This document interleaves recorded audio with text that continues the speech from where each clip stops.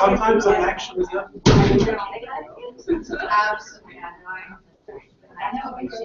Yeah.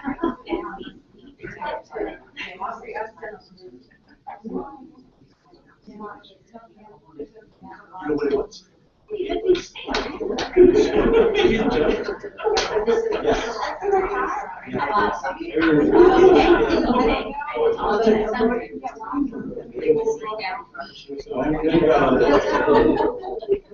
That's the last I heard of it. So, I mean, that's fun.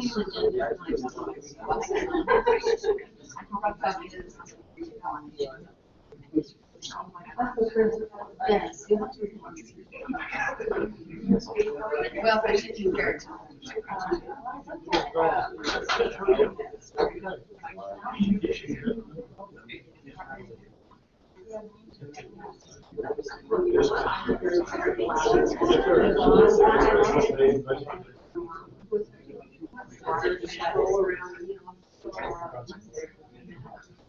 And every time you do, you should set it off. That's also. You almost couldn't plan that anyway.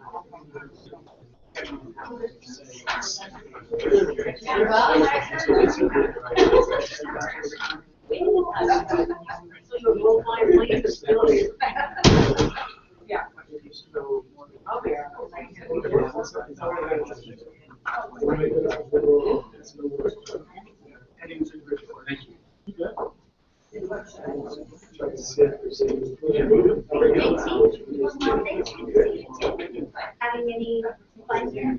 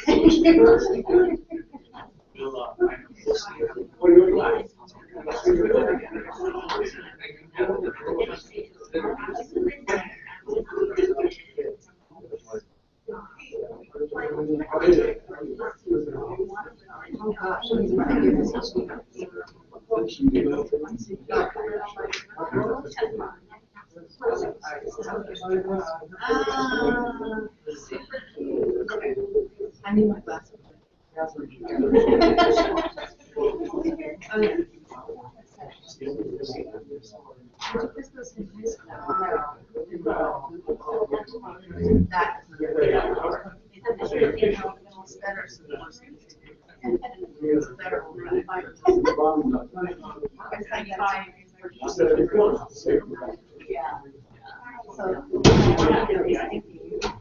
Well, yeah, that's your API.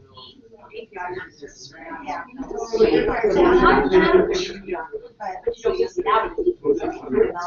Me too.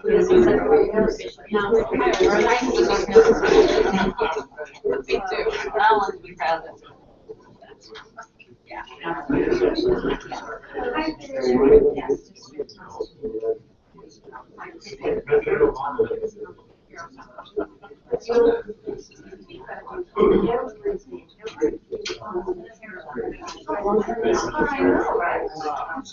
Just this morning, I'm telling the gentleman, good morning, we're going to bed. Okay, don't relax. I teach fourth grade. I am fourth grader.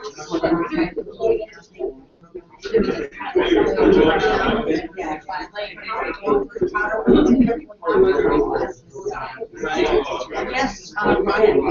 Brian. Yeah, Brian.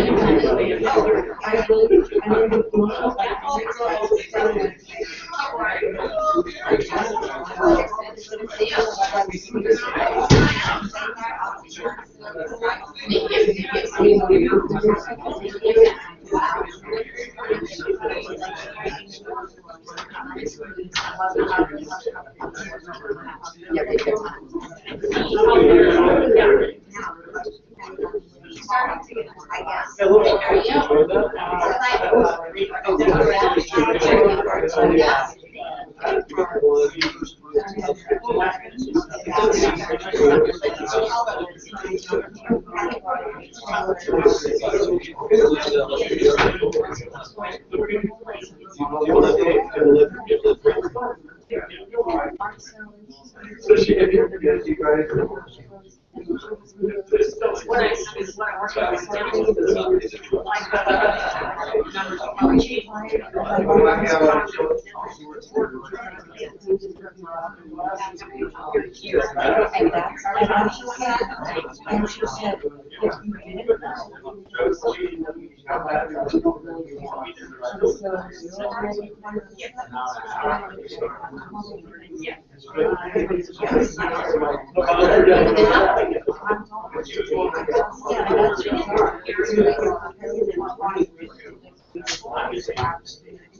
Today I saw.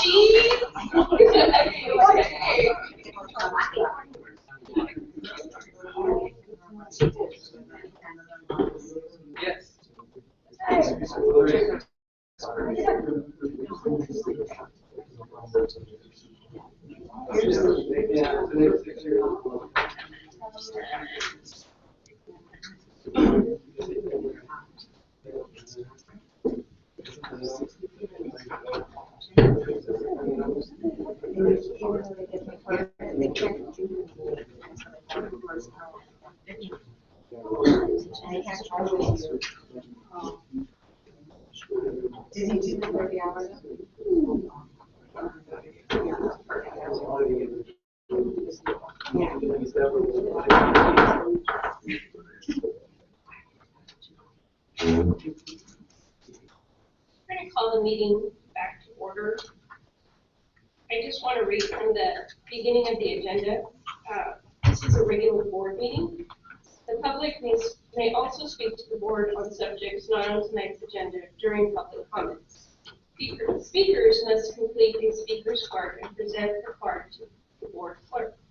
Individual speakers shall be allowed 3 minutes to address the board. The board shall limit the total time for public input on each item to 15 minutes. With the board's consent, the president may increase or decrease the time allowed for public presentation, depending on the topic and the number of persons wishing to be heard. The president may take a poll of speakers for or against a particular issue and may ask that additional persons speaking only if they have something new to add.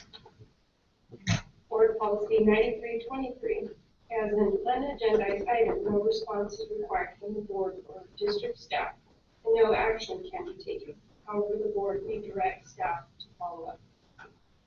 The board also, new bylaw 9324, the district may take film or broadcast any open board meetings. Board president shall announce that a recording or broadcasting is being made at the direction of the board at the beginning of the meeting. and as practicable, a recorder or camera shall be placed in plain view of meeting participants.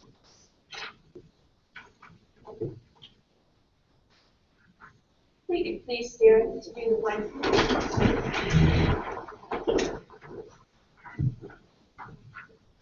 Ready, begin. I pledge allegiance to the flag of the United States of America and to the republic for which it stands, one nation, under God, indivisible, with liberty and justice for all.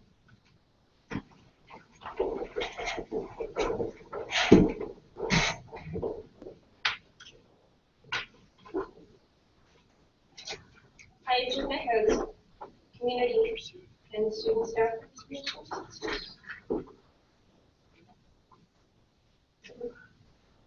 Are we doing?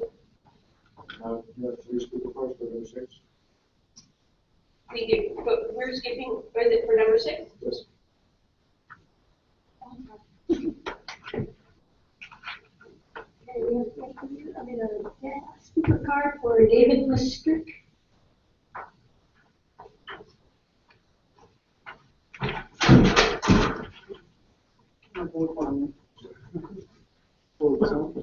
Yeah. Thank you for calling me up here.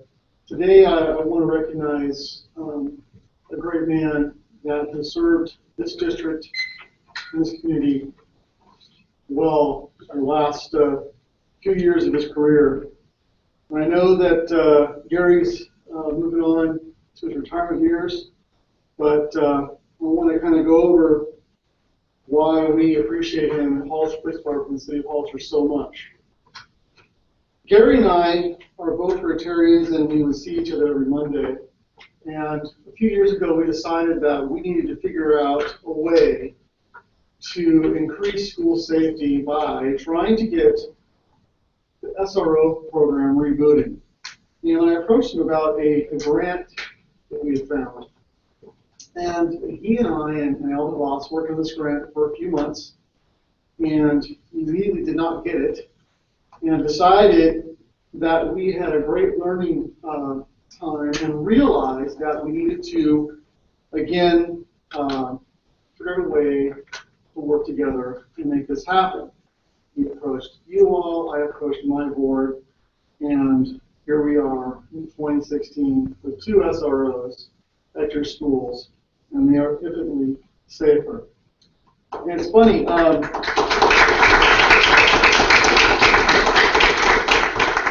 if you look at your own district goals, and I want to just read a few things from your district goals.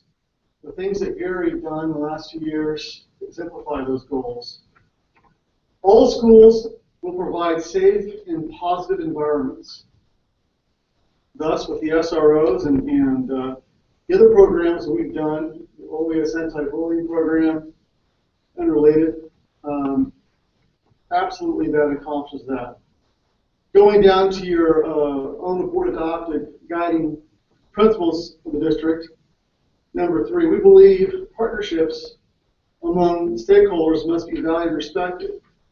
Gary has done this, and when I say he's done this, he's brought these agreements to this board in their wisdom, and my board as well. So, you know, it's not about Gary and his foresight. It's about him bringing the 2 entities together for a really good, it's a really good team. You know, he was concerned about school safety, but he was equally concerned about community public safety as well, and that's what we've accomplished with this. I myself have become a good friend of Gary, and we spent many hours at different events together. And I have to say that of all the superintendents and educators I've seen in this life, including my own mother, he's been the most impressive and clearly has the biggest heart for this district and this community. So with that, I wanted to, and our police department wanted to recognize him. And if Captain, do you have the order? Gary, if you could come up here, and I'll to present this to you.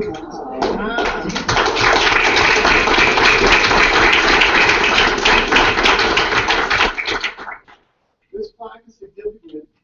It has our 2015 challenge coin on it. Our challenge coins in our police department are earned. We think they're earned by our employees doing great acts. And while Gary was never one employee, he did great acts for many years here and brought this community together, the school district and especially the local agency. So Gary, I present this to you.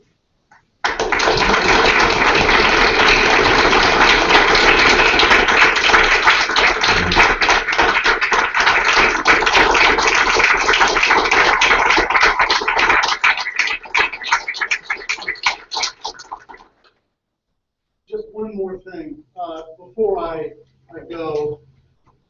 I also have a challenge coin for all the trustees here as well, so you can remember this this man and all he's done for us here in this community. And of course, I have one more for the most important guy in this room, and that's Jesus.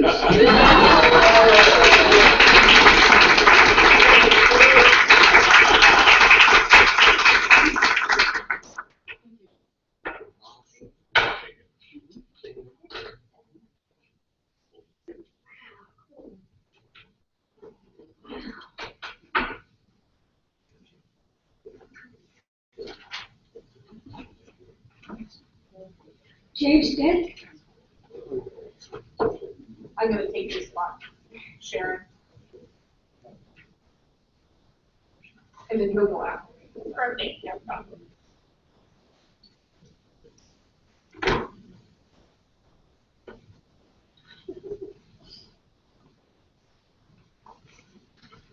Well, Navigator Schools is here tonight to express our gratitude, Dr. McIntyre, to you and your education team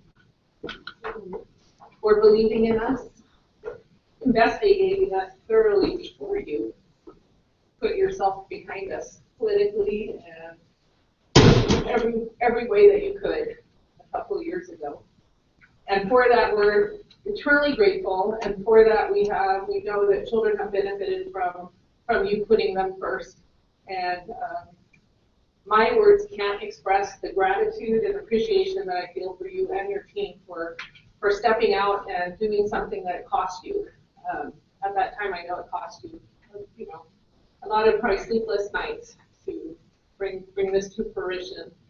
And today, the partnership that we have with Oral Hardin and just the wonderful facilities and the work that we're doing across campus is just super exciting. And the winners are the community of Hollister and the children that will benefit. And I just wanted to read something, and perhaps you've heard it on your behalf before, but it's the Teddy Roosevelt speech, and I think it just fits you perfect. It's the speech from 1910, and it says, "It's not the critic who counts, not the man who points out how the strong man stumbles, or where the doer of deeds could have done them better. The credit belongs to the man who is actually in the arena, whose face is marred by dust and sweat and blood, who strives valiantly, who errs, who comes short again and again. Because there is no effort without error and shortcoming. But who does actually strive to do the deeds? Who knows great enthusiasms, the great devotions, who spends himself in a worthy cause? Who at the best knows in the end the triumph of high achievement, and who at the worst, if he fails, at least fails while daring greatly."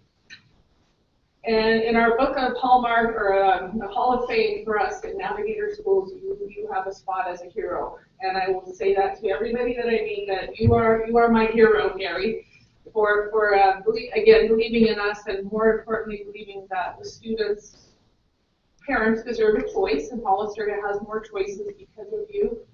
And Dr. Andrews, I'm so excited, and I had her as a professor at my recent college class to get my admin credential, and I am so excited to work with you and to know that the board chose you to follow in those footsteps to do great things for this community. And Karen, thank you. for your kindness through these years, for your love for the students you serve. And Lana, you're going to stay on one more year, so we'll get to too. But anyway, my best to you. Thank you.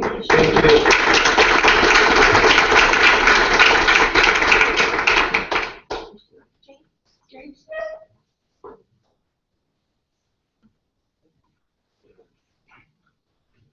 Good evening, everyone. I know Sharon's gonna laugh at me later, but I do get a little emotional at these moments. And We have tissues. I'm good. I You're right here. I just want to thank. I'll take a second.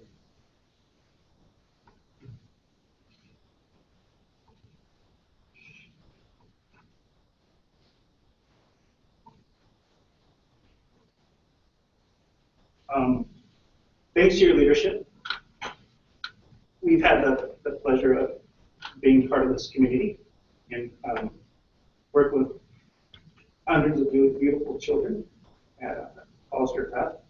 And because of your leadership, we're now going to do something that's almost unprecedented in California in the charter school movement, which is a true collaboration of traditional public school and a charter school.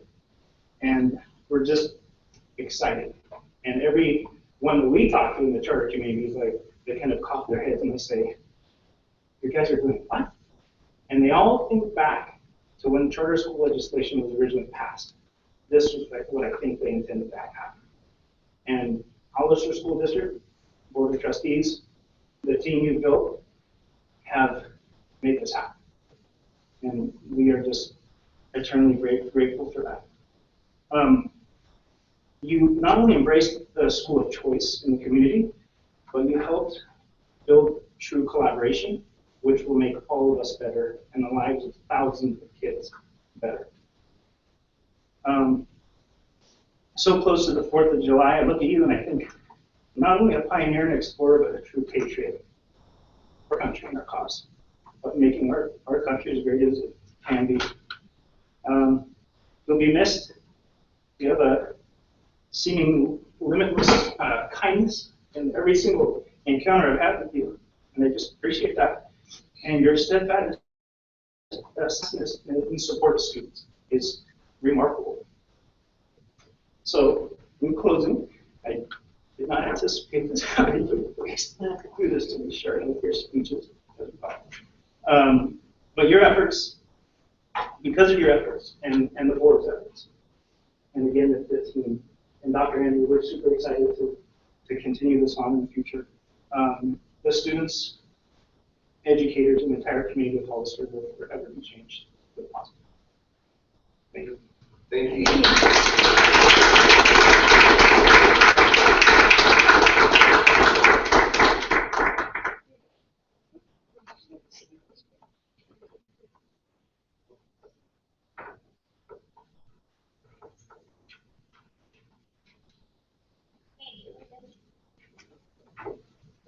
Closed session announcements. In closed session, the board discussed the matter of the expulsion of student number 73734. At this point, I will entertain a motion to expel student number 73734.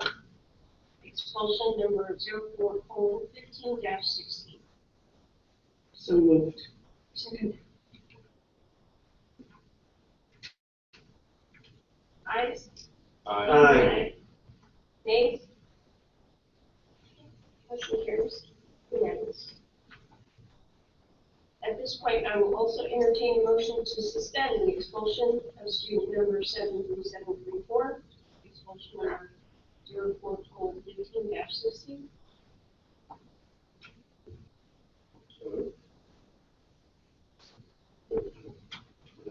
That's the same one. Okay.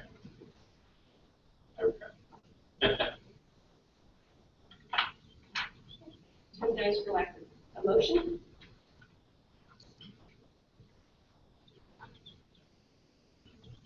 Okay. Item 8, approval of the agenda. A motion to approve the agenda. Move the approve the agenda. Second. All those in favor? Aye. Public comments?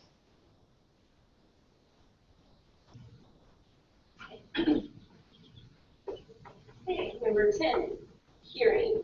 It is 10A, public hearing increasing school facility fees as authorized by Education Code Section 17620 and Government Code 65995-5.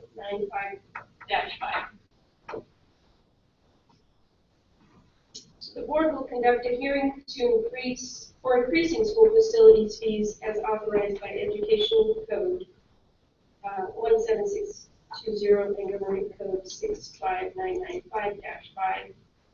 At this point in time, I'd like to open the hearing. Anyone who would like to come to the podium, provide the board with any comments?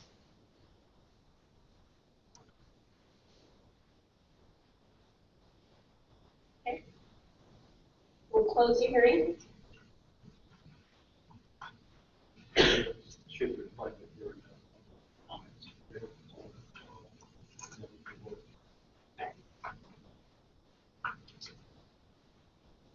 Item 11, reports 11A, quarterly Williams complaint report for the quarter for the 15-16 school year. Dr. Kurtz.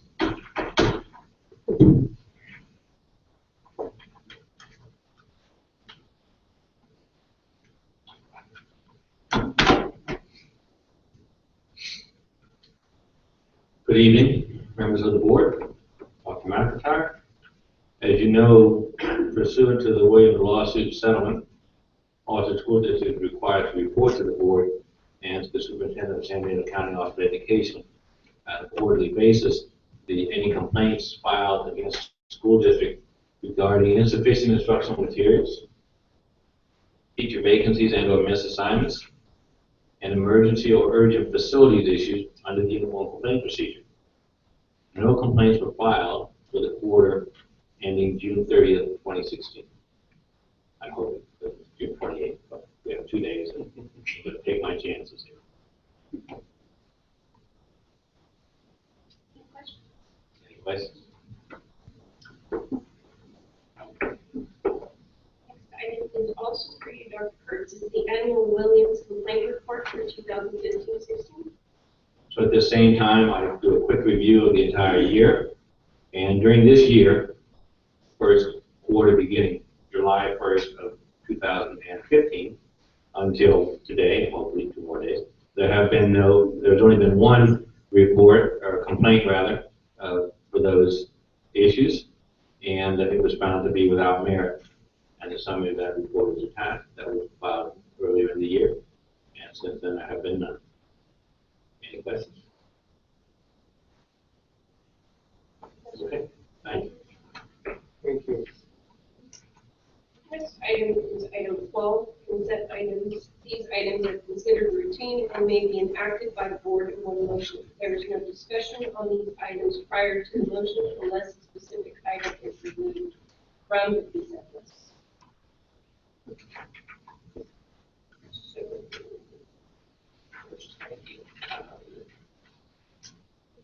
So, well, double L.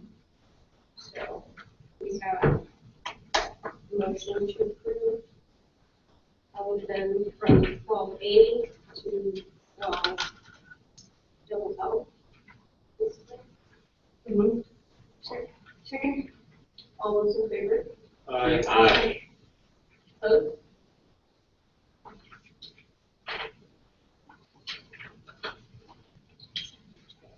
Item 13, discussion action items. We are on 13A, the local control and accountability plan for the 2016 through 2019. Ms. Lonnie Martinez.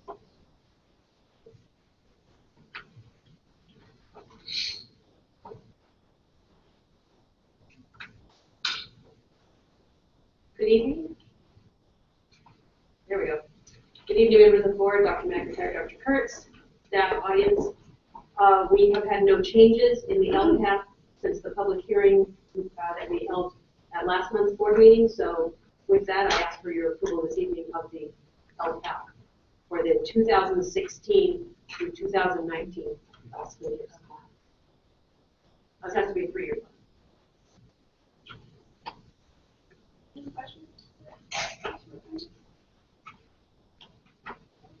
We have a motion to approve the calendar consent for 2016. So moved. Second. All those in favor? Thank you so much. Thank you. 13B is the 2016-17 budget for the Hollister School District. Dr. McIntyre. You don't mind, I'll remain seated for this item. The 2016-17 budget for Hollister School District was presented last month. We are presenting the same budget back to you this month, following our hearing last month. As you know, Kathy retired at the end of last month, and the unknowns that were unknown at the time of May have not been known to this, and our intent would be to add those things into the budget at first interim, following their first interim report. So there, for example, as we approach any collective bargaining agreements, which at the time the budget was developed weren't known, any kind of finalization of the state budget, which came out just on May 15th, that naturally that or June 15th, so state budget. So those things haven't been incorporated in here.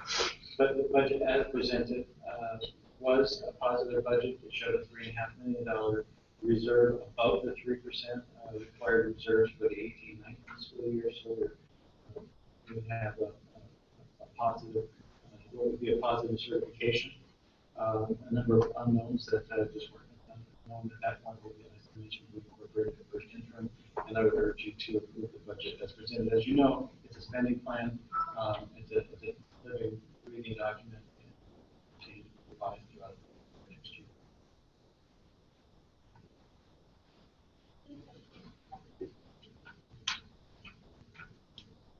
So how is this going to reflect with all the with the stuff having to do with the county and the reconciliation and all that? All of those things, since they're undone, will have to be incorporated into what we know. What Trustee Hernandez is speaking to is this issue of the county treasury does not have had 3 or 4 years of unreconciled books that once reconciled, and so far been adverse to our budget and reduced the amount of money that we have been told was in our fund balance. They're still in the process of reconciling 13, 14, and 14, 15. So those 2 years are yet unknown. And once known, then we'll know what the total damage is. And that we don't have the time frame for that. As you know, I've written a letter that we send to the county treasurer, auditor, treasurer, and request a date certain that we know that, because of the precarious position it puts us in when we don't know the answer to these kinds of things. For all we know, they could reconcile another year and we'll have money in our favor, but it's just as likely that it will go the other direction, or they could balance. We don't know. So we'll have to take that into consideration. With all good intentions, and we'll have to just approve the budget as it is and make any amendments. It is recommended that the board approve the 2016-17 budget for the Hollister School District. So moved. All those in favor? Aye. 13C is the LEA plan for Title III budget.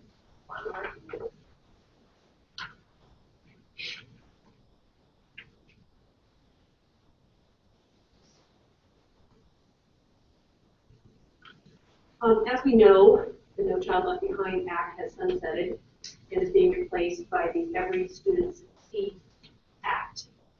Yes, I say. However, during the transition between the two, there are still some requirements of No Child Left Behind that remain. And one of those is updates to the LEA plan. The LEA plan has been in place for several years, I want to say since 2001. And it was a plan that laid out how we were going to spend our federal dollars, Title I, Title II, Title III. And they keep promising that they're going to somehow merge the two, so we keep hoping between the LCAP and the LEA plan. The first year that we did the LCAP, we also made sure that everything, the goals and actions that were in the LEA plan matched so that we knew that we were working towards the same goals with all of our affordable, available dollars. And now the last vestige of what remains is every year the board needs to approve the last page of the LEA plan, which is the Title III budget. Only that budget, I don't know why, but it's a 2-page document that is at the end of the plan. And tonight I'm asking for your approval of that part of the plan, knowing that the rest of it also is in accordance with our LCAP goals and actions. But now it's just every year, how are we going to spend our Title III dollars, which are to support English learners. So, unless there are any questions, tonight I ask for your approval of the annual update to the LEA.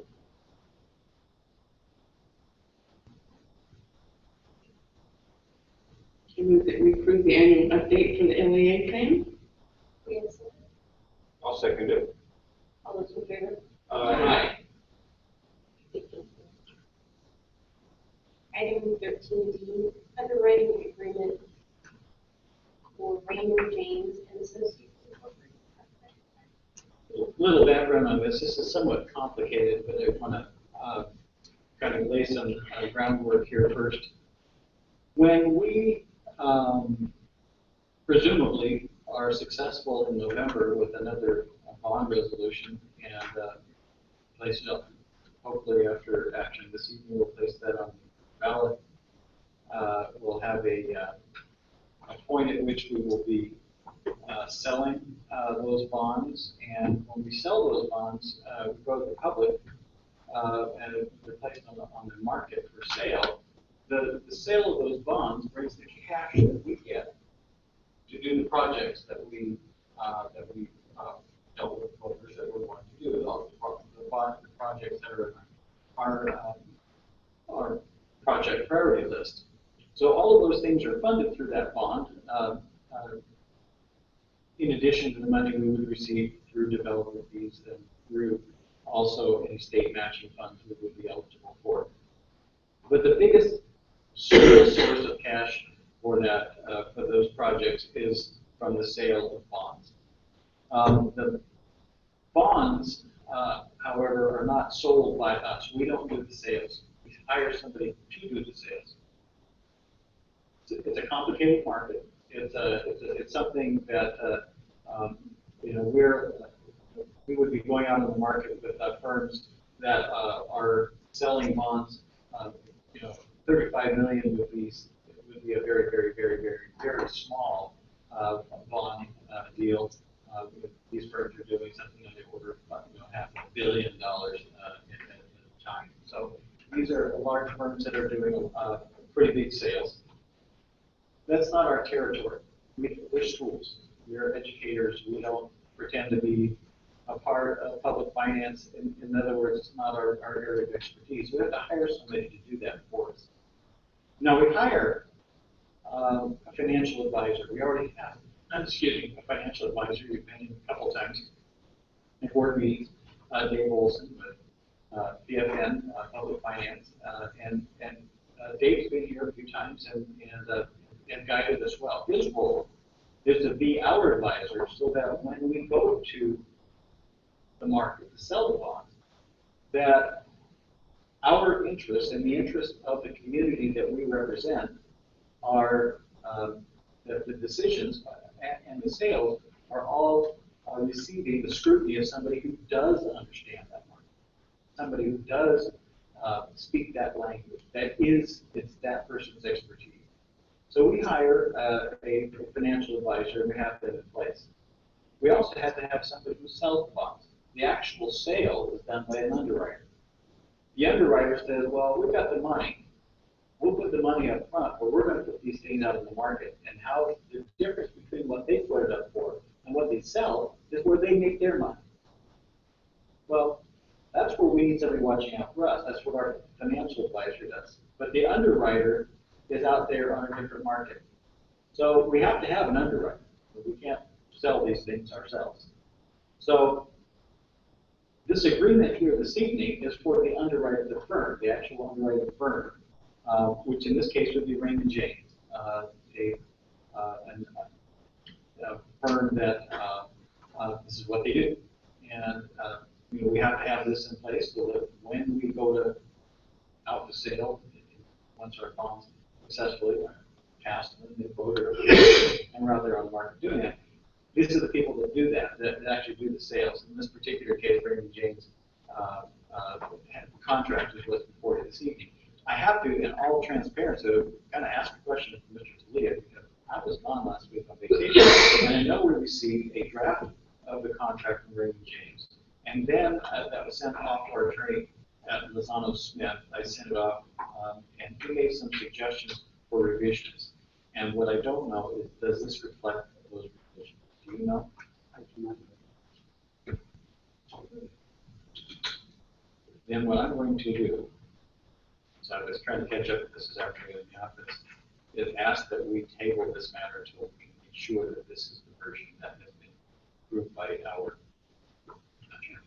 So, after the long-winded explanation, you're going to have to wait a month to do it again. I don't think we'll be real rush because we haven't gone out before the voters yet time. But I'd like to bring this matter and make sure that this is the one. There are issues of conflict and whose interests are being represented in a straight contract may not be the way to go. And our bond counsel did have some recommendations for revisions. And I don't know. I've been on vacation. So if you don't mind moving tables. I'd like to make a motion to table the underwriting agreement, Raymond James and Associates, to be brought back next month. All those in favor? This is the company that, this is the company that we used for their last one. It would be the same underwriter agent, but a different firm. Oh, They change. minor differences. Yeah. Down to the next item is 13E, board policy and administrative regulation, 1312.3, uniform complaint procedure, policy updates. Dr. Metcalf?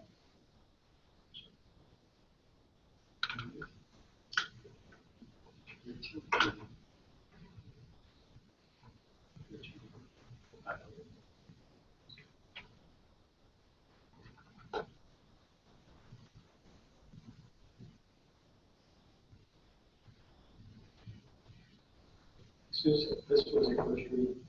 This was minor updates. The minor update. Oh, right, that's right. The uniform, there are some required language that are required in our uniform complaint procedures, and these come from CSBA. There is really no good reason not to approve these as is and to get these implemented. I'm remembering, Dennis, you may recall, I have, but The new language will be for the ANTPs. for the ANTP, that's what it was. I couldn't, thank you very much. So we do need this tonight because we need to get this to our publisher. My recommendation would be revised language, and this would go into our current uniform complaint procedures, which is, this would be an update to include the required language. Yeah, it's a very minor change. Most of what we also have inside the annual notifications. So this is in context concerning students. Right. Any questions?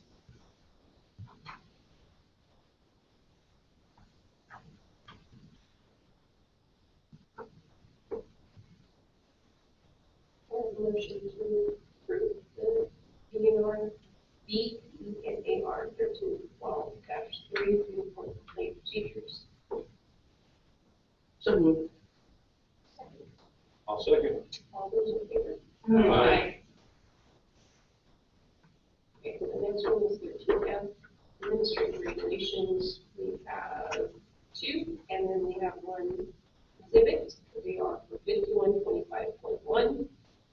5525, and exhibit is 5525.1, policy updates. 51, 5125.1, sorry.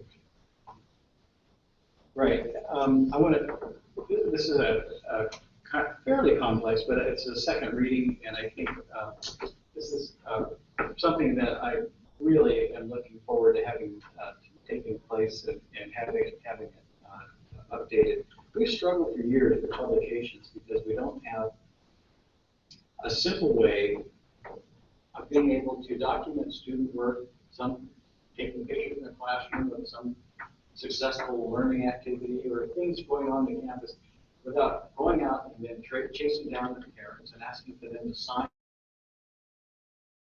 to reward the child photos and name. Now that information generally is considered directory information. Directory information is largely information can be released without any parental consent. But some changes in the law, recent and fairly recent, changes that you have to have some restrictions around photographs because parents don't really generally like to have those things published with their names. But if we couldn't, you would be able to do things like yearbooks, right? You know, or have a picture of the wrestling team, you know, and you know who's on the team or who's on the football team, because that would be information contained in school records. Now, the Family Education Rights and Privacy Act really places limitations around what information can be released. But they say, well, these things are just directory information. The student, teacher, they're on this roster, they belong, they go to this school, or that kind of information generally is considered to be directory information. Photographs, however, are, after we did some digging and really started getting into this matter to try to figure out how we can easily get the permission to release these photos, we found that it really is around the items of publication, like teams, rosters, and things like that, that photos are allowable, but just publicity photos, our attorney says that really isn't covered under FERPA, or as directory information. So you really do need to be able to tell parents that we will be publishing photographs. One way of doing that is to have a policy that says at the beginning of the year, we have a document, that's what the exhibit is that's in here. That is, when we send it, as Jesus earlier pointed out, the ANTP, the annual notice of parents, at the same time, at the beginning of the year, we send that out, or as new registrants, students registered, they would get this document and they would read it, and if they, we tell them, we're going to publish student photos. We really want to show the public all the good things that are going on in our district. However, if you don't want your child's photo published, you need to tell us that in writing. So you need to complete this form and send it out and send it back to us. That way, when we have that form back, we can create a log of who may not have their photo published. And anytime we take a photograph or the Hollister snapshot, our district newsletter, or any other kind of publicity at the school site, on a web page or elsewhere, all we have to do is go and identify the students in the photos, see if their names are on the list, and restrict those photos that will contain students whose names can't be published. So this would be a simpler way. It will allow us to be much more free about our publicity, but it will require just some changes to our policies, and these are largely our administrative regulations. Incidentally, these were written by our attorney, so they know they're right. Because I find this it was complicated enough. I know Junior and Pauline and I worked on this for months, and several times thought we had it pretty well nailed, and then finally decided we had to run it through legal counsel, and we found out that we were way off. Well, not way off base, but we needed to be a little bit tighter than what we anticipated, and this is the outcome. So I do ask for your approval of this, particularly so we can get this in place so that at the beginning of the year, this information is sent out to them. How do you track the parents that opt out? There is actually in our school, our student registration software, there's a box we check.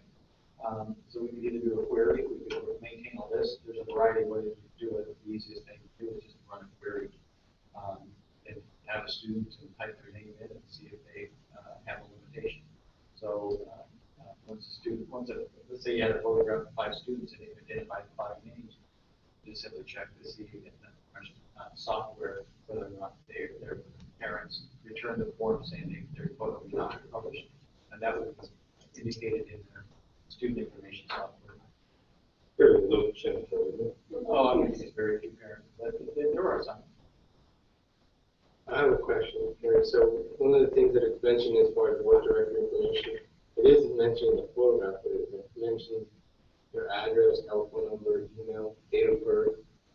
Like, I'm not disagreeing with the policy. I'm just wondering maybe it'd be good to notify what is classified as direct information to the parents, so that way they have an issue with it. I mean, unless I'm reading it wrong. You're absolutely correct.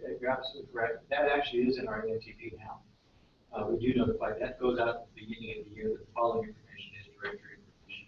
We're just being a little bit more explicit about photographs. And it is kind of hard to believe that name, address, and all that other information is directory information, and that can be released without any. Yeah.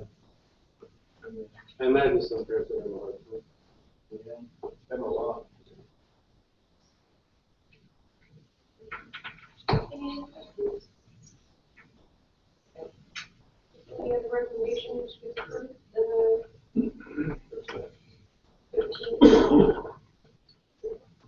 So moved. Second. All those in favor? Aye. Next one is 13G, board policy and administrative regulation, 3515.2, disruption policy update. Yeah, this is, there are two somewhat similar, but this the one that follows is quite a bit different. It has to do with firearms as well.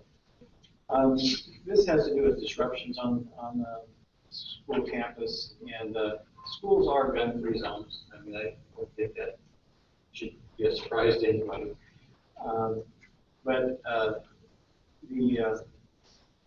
this particular policy updates how we will deal with disruptions on the school campus, and whether or not we can ask somebody to leave and just language that we want to have. That would indicate that yes, you can be asked to leave, and what we'll do find some way to cancel with firearms. And I do recommend that you approve this policy. This will actually go hand in hand with the next one we'll talk about. So this is just updating the, It is. according to the law. Yes. It's eliminating the gun-free zone language. Right. Does it? Hang on a second. Does it reduce, does it eliminate gun-free zone language? Actually, because I wrote the 35 Yeah. Okay. If that is the direction the district chooses to go in, otherwise they would contradict each other.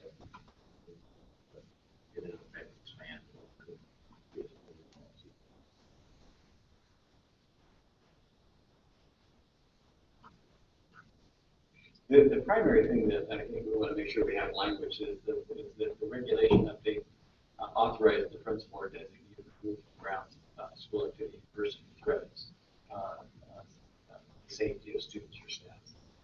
And that's really the primary purpose here. So if we, without going into the next one, it would be on the language should be based whether we would want to adopt a policy that would allow firearms on school grounds. Well, that's the next one. Yeah, that's the next one. So, but this language, as Peter mentioned, eliminates that, or opens it up for that. It's just consistent with the law. It is now that the gun-free zone is no longer a part of the law. Gun-free zone language is no longer part of the law. It's just it's being consistent with the law.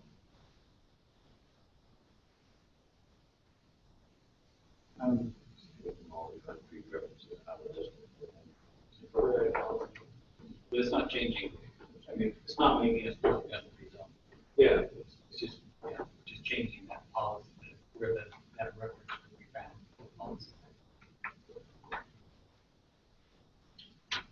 we do want to have a policy that allows principals to help. If you're creating a disruption, you can't.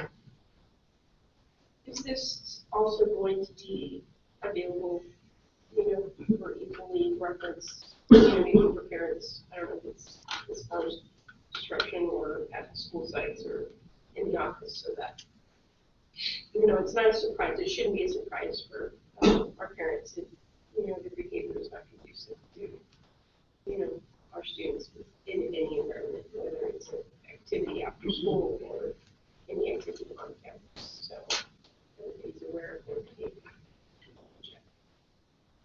Yeah, I don't know how we're, I mean, we haven't really discussed how we're going to publicize this information, but I think the primary thing is we have to really update these policies, and this information can be found in 3515.7. And so that's where, how we'll deal with that in the future, I'm not quite sure. I think a snippet should be provided in the handbook so that parents are aware of. But, you know, I mean, it's just like conduct. even the bar has the ability to eject someone for being disruptive. So, I mean, I would consider it a general accepted community norm, rather than anything that needs to be part of that. I mean, if you're gonna go to the bar and raise your ruckus, you're gonna end up, you're gonna be bounced. You're gonna go to Target and start ranting and raving and everything, they're calling the cops and you're leaving. So, I mean, it's a general community norm, in my experience.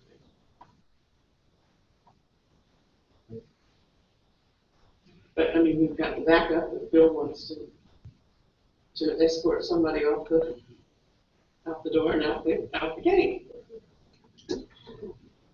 It's just, it's unfair. For parents, you wanna give the parents an understanding of what this means. Hopefully it's not a mystery to people why we don't want people bringing that to school. We have a motion to approve board policy AR 3515. Second. Aye. 13H, I brought this to you as a first reading. This is, and I'm sorry that these two things are happening at the same time, it's kind of confusing.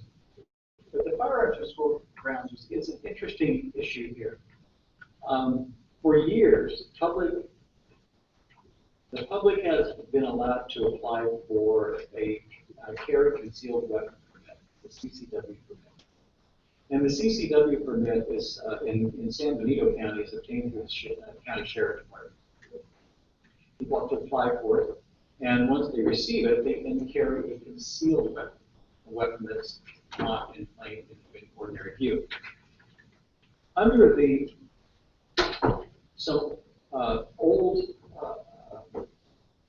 versions of the law, the folks who had carried concealed weapons or CCW permits were treated just the same as law enforcement, current law enforcement, or retired law enforcement who can also carry concealed weapons.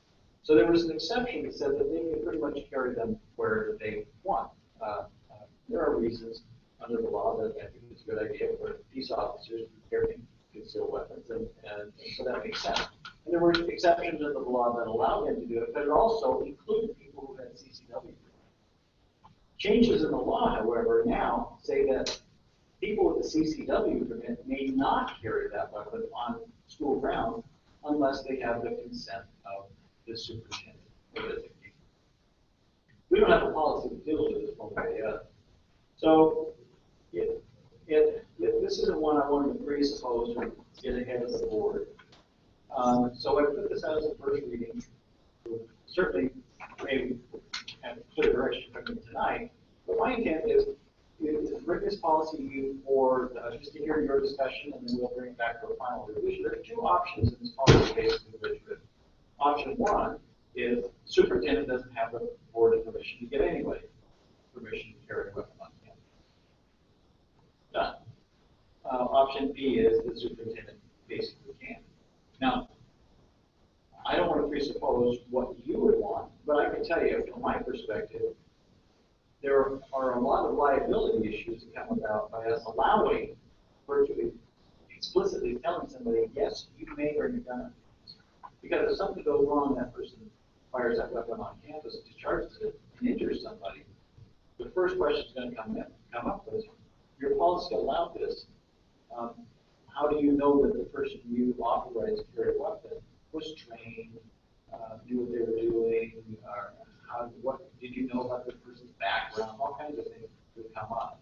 So it's kind of a slippery slope. I did ask, I did consult local law enforcement. I consulted our insurance company. Also, we actually got something from our liability carrier that's pretty explicit about it, about their advice. They didn't tell us do or don't, but they said, here's the things that can go wrong, and they were pretty worrisome or troublesome kinds of things. So I wanted to bring it to you for discussion, and then based on your discussion and feedback, we would bring this back for a second reading, eliminating one option to the other.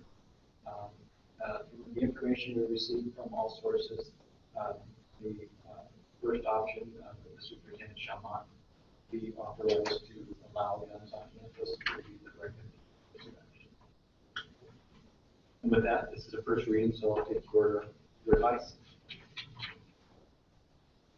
This doesn't include, or does the SRO carry a weapon on? Yes.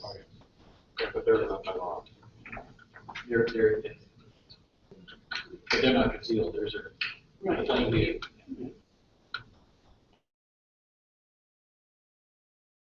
And I worry me those. I mean, I know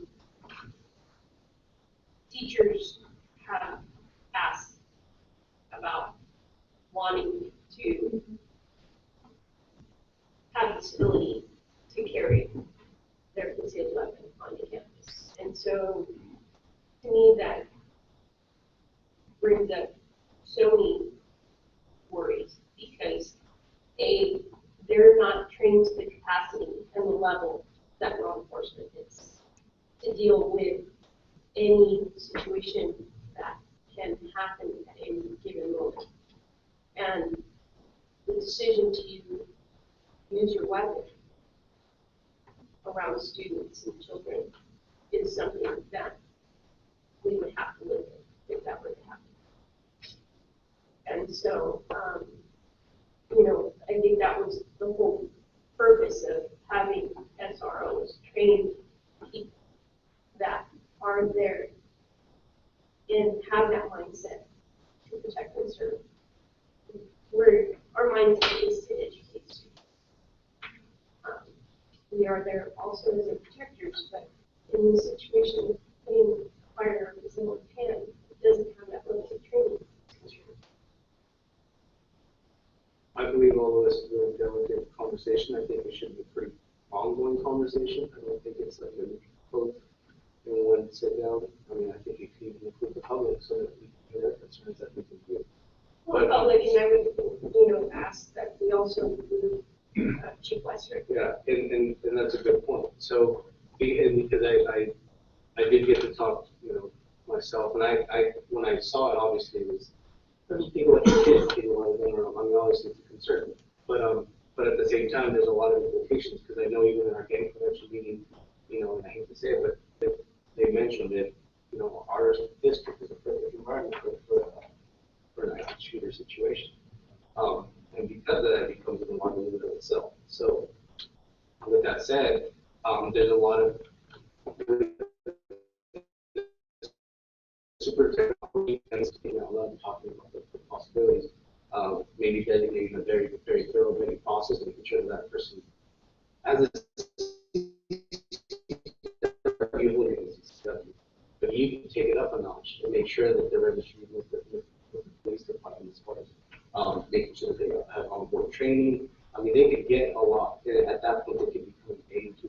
It could be maybe even restricted to retired police officers.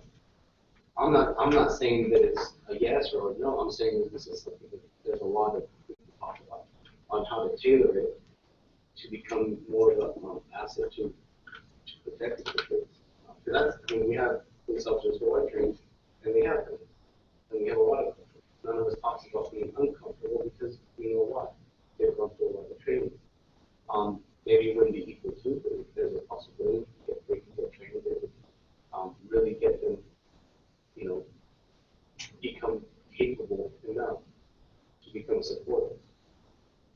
the other The liability. hand is the liability. There's a liability with the police officer. Both It's of my not brothers, eliminated. both of my brothers carry active CCW. And one of the things I find awfully ironic, and we're discussing this here, is one of the things that one of the places they cannot bring is a place that is, the primary source of income is to sell alcohol, i.e. a bar. So if they can't bring it into a bar, why should we bring it into a school? And I'm a gun-toting man, and I don't think that it's going to be at all.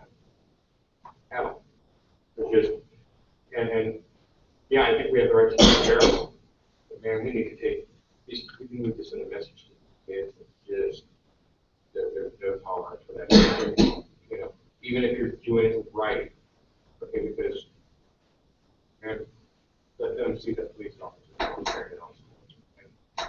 I mean, I couldn't even imagine the chaos if somebody with a CCW, it just happens to be on campus, and an active shooter comes on. I couldn't even imagine. Well, that person wouldn't necessarily be authorized. But technically speaking, someone who's a retired officer is fully vested in being able to serve and protect.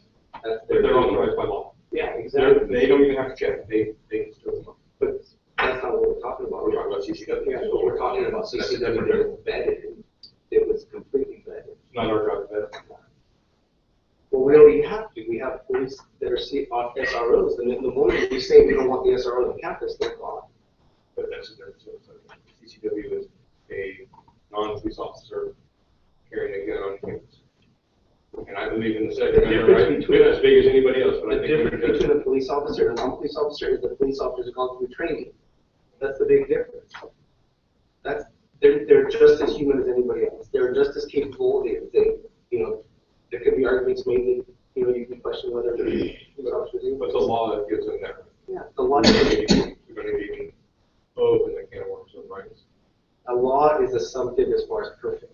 It doesn't mean that it's what's best. Just because we're saying that it's a law, it doesn't make it, it's not, it's not empirical. It's not going to have the perfect evidence. It's always going to have the right. But as a school board, we need to protect ourselves from litigation. Okay, the irony can be that we also protect the kids. I think we are. All I'm saying is I think it shouldn't just be an open showcase. No, I agree. I think it's an ongoing conversation. And I just had a conversation with police officers who said there's a reason why this is coming from police officers. There's a reason why they eliminated the gun-free zone language, because they realize it's a problem. That's an encouragement. That's saying we are open. We're part of it. So there's a reason why it's changed. I think, developing the partnerships with our law enforcement partners and developing something that is going to benefit, not be a hindrance, even for them, because you want to create an environment that is going to be the best outcome for any situation that they're confronting or they're coming into. And so, it talks about, getting a list and who has it and all these things, but it's still, you're still talking about the environment and the nature of who they're with. You can ask yourself, why would somebody with a CCW feel they need to bring it to you? And then, CCW Second Amendment, it's completely set. Your kids attached to you. It's part of it. But if you wanted to go to bar, you have to unattach it. Well, you wouldn't have. If you want to do my job, even if I have a CCW, I can't do my. Right, and that's the bar's right to say we don't want you here. You have to attach. No, that's the law. The law. And I can't do my job. I can't repossess cars with a CCW. So my whole point is, I think that's why this should be. Yeah, and you make some good points. It's just it should be just an open showcase. I agree, but I think we have to include our partners in. Yeah, and that's a good point. The experts that deal with this on a regular basis. That's a good point. I think we should come up with a conversation. I'm not saying yes. It's not an easy answer. And get their. Well, I will point out, in a sense that where I've consulted both Sheriff Thompson and Chief Westbrook with this, and the recommendation was choose option one with the best option. And they know what I mean, they can. You know, and that, you know, coming from them, coming from the insurance company and others, but one of the things that seemed to be most, the biggest, overarching kind of concern was if somebody is coming out on a school ground bearing a weapon, and let's just say it's a good guy with a gun, a CCW, and has a bead on another shooter, there's already been shots fired. You have a law enforcement person coming on campus who's already known there's shots fired. Right. It's already a hostile situation. It's dangerous. There's somebody with a gun. Boom. Right. You know, and because they're going to try to neutralize that. And picking out who should have a gun from who shouldn't have a gun is a real dangerous course of action for law enforcement. So the safer course is knowing that when they come on gun on campus, the only people that are going to be there with guns are the ones you're supposed to, that are easily identified. Correct. And so that seems to be the loudest argument that I heard. I mean, I think you could also have, you know, radio. Somehow it could be you can have someone who was alive. And I'm not saying. I just think there's a lot more to consider. I think there is a way we do it. I think it is a possibility, but I might be wrong. I'd rather hear. And I appreciate that you talk to the chief than to the sheriff. I just like a little bit more feedback so that I'm comfortable just saying, okay, fine. You know, we could invite them to be a part of our next discussion. And I also want to, out of respect for our superintendent, who will be signing these documents, is also her level of comfort, because it's her signature, it's not ours. And so there has to be a determination also in the level of comfort that she will have to endure in ensuring that who she's allowing on campus, if this were to go to option 2, she would even be comfortable. So, you know, there's still further discussion that I think we need to have, and furthermore, including, you know, Dr. Andrew in that discussion. As I stated, you know, right now, policy is the superintendent shall grant permission, not the board. My opinion is that guns around children, one accident is way too. I would always say that. But, you know, One of the things, I was at my brother's house last week in Fresno, and I told him, I'm going to go, let's see if I can take it with me at some point tonight, just to see how well trained he will, you know. And I mean, he's got black belt martial arts, as do I, you know, but could you imagine it's called imprinting when you can see the outline of it? Can you imagine a kid seeing the imprint and being curious? And you catching somebody with a CCW not on their guard thinking he's imprinting? Some little kid, I mean, just even getting that in his hand, whether it's not fired or not. Now, when you carry a CCW, you carry a chamber in the round. Now, your guns have to be special with the, you know, they're all registered with safety and stuff like that. And you carry certain, absolutely. They're not easy to just. Yes, they are. Depending on the holster that you have, there's holster that you but have. yeah, it's a tough, and I know it's a tough issue, but and I mean, I play with my brother with this to see if I can get it. A kid's, and I'm 45 years old, you think a kid's not going to be curious as to what? Well, I want to acknowledge Trustee Hernandez. Your point here at the very beginning was that this is something we need to make sure that our living about this was the first one. I think it is something that, you know, parents would want to at least know that this is something being discussed, and I think provide more public input. And if you would like to invite law enforcement back, I would recommend even our SROs to speak to the issue. Would be the ones I would want to be advising is that we could ask to have them come back with a second discussion. yes. Will do. All right. Thank you. We're on item 13I, the CSBA December 2000. There's no action on that. No. Since it was the first reading. 29 is CSBA December 2015 policy updates.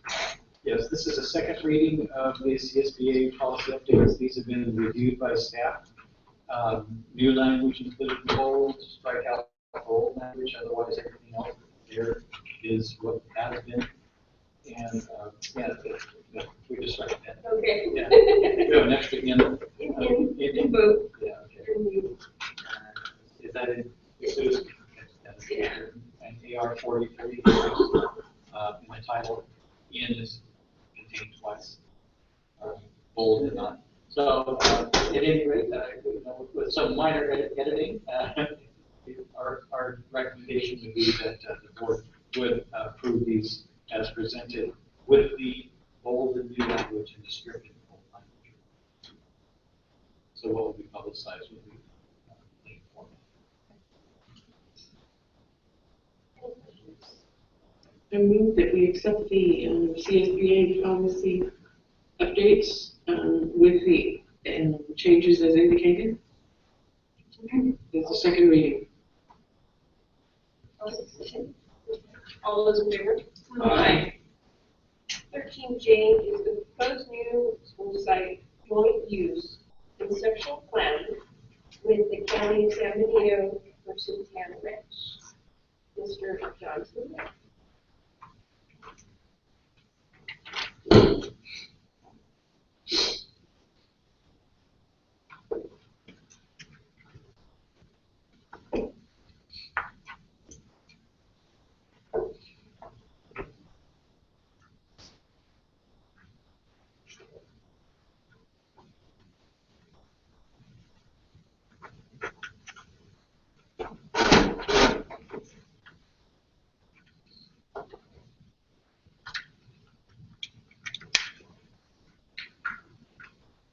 Good evening, Madam President, members of the board. John Slade, Director of Facilities.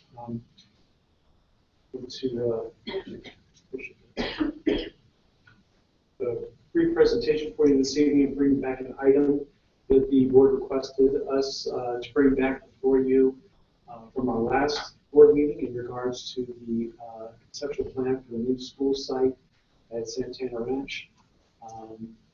I'll walk through a couple slides to kind of refresh your memory on the last discussion and the conceptual plans that we talked about last time. There's 2 board members that were absent that evening, so. That's correct, yes. Yes. You're like wind down. So the proposed new school site at the Santana Ranch, the property that has been identified for the school site is about 12.25 acres. We are proposing a TK through 8th grade school configuration with a capacity of approximately 900 plus students. Directly adjacent to the school site is around a 5.76 acre parcel that is currently identified as a County of San Benito Park, future park. And our rough estimates for just the school site and the park piece of it is about $52 million for the TK8 configuration for that school. So we brought before you at the last meeting board conceptual designs. Two of those designs would be strictly just on the 12.25 acres that has been identified for the school site, and then the other 2 designs, as we'll review, were a combination of the 12.25 and approximately 6 acre park sites, so a combination of both of those sites together, and that's where we're back. That's why we're back here this evening to talk to you about the potential joint use with the county in regards to that partnership of that property. So the design 1 proposed new school site, it was 36 2-story classroom buildings, a gymnasium, about 87 parking spaces, 3 baseball, softball fields, and 8 regulation basketball courts. And that gives you a general idea of the layout of the school site As you can see at the top, there is the, more or less, the pickup drop-off, visitor parking. The building in the blue would be the gymnasium. And again, the rows of buildings are two-story classroom buildings. There's an additional smaller parking lot off of Sunny Slope Road there. Primarily could be identified for more or less staff parking. And then directly to the left side of the property, kind of the little L-shaped piece of property, that is the property identified for parking. So design number 2, again, 36 two-story classroom buildings, same number of parking spaces and so forth. So more or less the same configuration as far as the number of actual buildings and so forth, but just a little slightly different in regards to the configuration. So in the other version, the admin building is more or less in the center of the campus. And here the admin building is a little bit more towards the west or towards the right side of the property.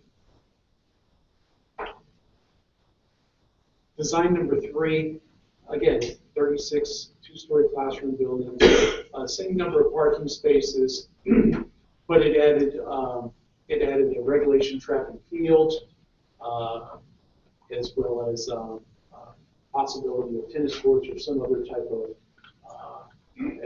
educational or physical education activities on that piece of the property. So as you can see here, it is a mix of both together, create more areas students and schools have to utilize during the day, but also the community to utilize after hours. And one of the items that I identified in the presentation at the last board meeting is these are just conceptual ideas. There is nothing defined in regards to details. So, for example, the track and field, it may appear to look more of a higher end track and field at this point, such as like an all-weather track and field or synthetic turf. This is, again, just conceptual. There has been no budgets identified at this point, so I want to make sure that the board clearly understood that. It just is more or less for reference that the board would have an idea of what could or couldn't fit on those sites and how we could possibly work together to make the best possible park, school facility that, again, the students and the community could both benefit from. Design number 4, the only difference with this one in regards to benefits would be the addition of about 35 more parking spaces, which actually is quite a bit. And you'll see with this one, the track and field is more or less placed on the kind of park side, and there's more green space more on school property side. So at the last board meeting, we walked through each one of these designs. I asked the board for direction in regards to which design they felt was something that they wanted the staff to pursue. And with that being said, we talked about the possible joint use with the county. The board requested staff to see if there would be a representative from the county available to come speak before you this evening to confirm that these discussions have been happening, as well as the intentions of the county as possible partners with the district. This evening, I've invited Mr. Brent Barnes. He is the Director of Resource Management with the County of San Benito, and I'd be very happy to ask him to join me at the podium to be able to answer any questions that the board may have. I've kind of listed some next steps in regards to some items that we would have to do in regards to moving forward, and again, that is if the board chooses to do so, as well as I'm sure Mr. Barnes will speak on behalf of his agencies what would need to be done for them to move forward as well. Mr. Chillian, is the proposal the one that the board board members that were here that evening, which was the design that we had? Design number 4. Okay.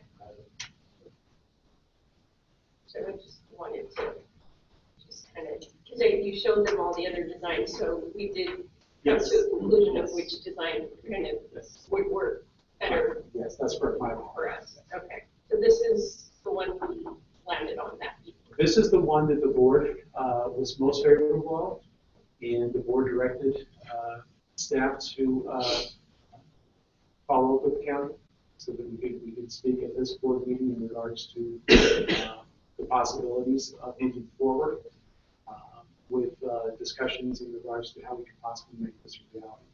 And again, not knowing what budgets are available, not having full details in regards to what the county would expect on their park property, and so forth. Those would be things that we would have to keep moving forward in regards to our discussions, if the board chose for us to do so. So, to Mr. Barnes, maybe get some more input from the county side in regards to the opportunity. Thank you, John. I think that I am Brent Barnes. I'm the Director of the Resource Management Agency, as John said. I think this includes planning and building, public works, integrated waste management, parks and recreation, and whatever you all want to do that week. So I'm the parks guy for the county. We did talk. I think this is an exciting opportunity. We've talked about some other things as well. I should let you know that we have not programmed the parks sites in Santana Ranch. There are several different park opportunities or park requirements. Pardon me, I've been in budget hearings all day. My voice is just about gone. But if I may approach the screen, there are a couple of things that I'd like to point out. First is this debris basin at the bottom, although it appears as a hardline engineering drawing, it may not be that large, it may be not of that configuration, it may not be in that location at all. Second is the CAL FIRE facility here on the side, an established existing facility that for many years, but they have a very large backyard. And we have not approached them in any way, talked to them about possible reuse of that property or anything else. So there's some flexibility, both in terms of this site and in terms of the programming that we do for parks within the Santana Ranch development. The way that the park program is configured in the development agreement that we have with the builders there is that there's a total number and that there are several facilities identified, but the acreage is not assigned specifically to this park site or any other. So we have room to move, make them bigger or smaller, and that's why I point out the opportunities with the other land. Obviously, there's a lot of detail. This is not something that we've done in the district before. We're certainly open to it. I hope you are. I think it would be a huge opportunity for the community there. It will get us a much more usable park eventually. I'd be happy to answer any questions that you may have. Well, it doesn't seem like you have really much of the idea yet. That's correct. I can't tell you that that the track would go in that location, or that the restrooms would go there, or anything like, or even what the program is for that park site. But we're open to the concepts, and that's my message here tonight. I talked with the Board of Supervisors about this morning, and they agreed that the county is very much interested in moving ahead with discussions on how to make this happen. So again, there's a lot of detail, an immense amount of detail, but we're certainly open to conversation. So having perhaps a joint meeting with the county supervisors in developing what that would look like and how this joint partnership would Sure, I would recommend, actually, excuse me, that your staff and my staff get together and prepare a draft proposal of some kind to sort of carve up the land and the opportunities so that we know what you would want to use during the day and you might be able to offer to us as community facilities after school hours and those sorts of things. We look at the cost of both projects and how we share potentially the operational costs for either side. That we iron out any details. There's clearly going to be access, for example, access issues because some of the streets are not going to be built out probably at the time that the school needs to open. So we may need some interim access through the park side or something else. Again, a lot of issues. But once we sort of get a more concrete proposal from staff, we can bring that to my Parks Committee and it can come back here. And then at that point, I would recommend that we have some more direct conversation with the joint meeting, perhaps. We welcome it, absolutely. I think one of the reasons we had taken it that far to get a concept that when we go out for the next bond issue is that we can show the county, okay, this is what we're thinking about. This is what we're hoping to be able to give you. And, you know, with for the school and in conjunction with the county. And, I mean, so for that,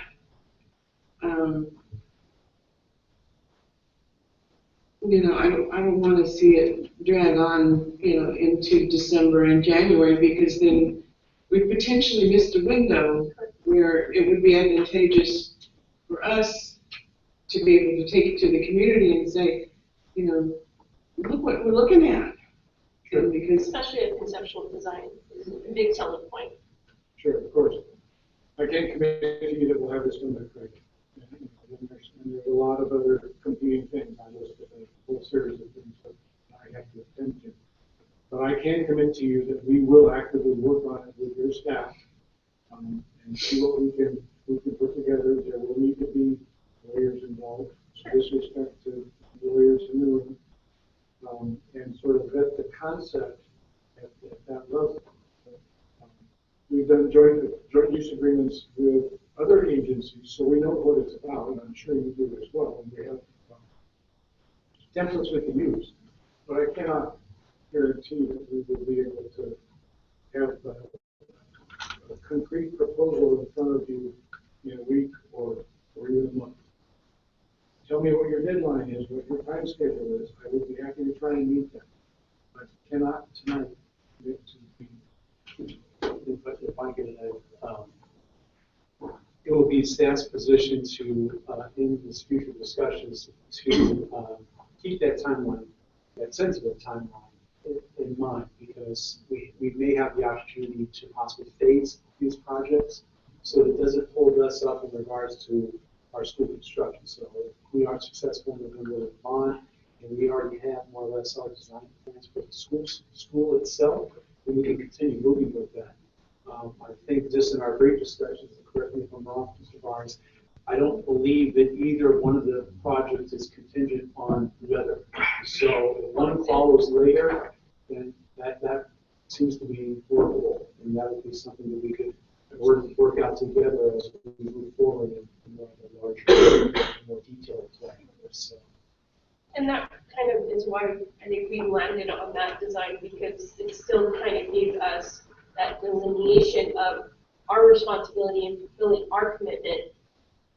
And, you know, depending on where the county is and how their movement is on that side, we're still able to provide what we need to. Right. That's a very important point. I think that the school needs to stand on its own merits. Correct.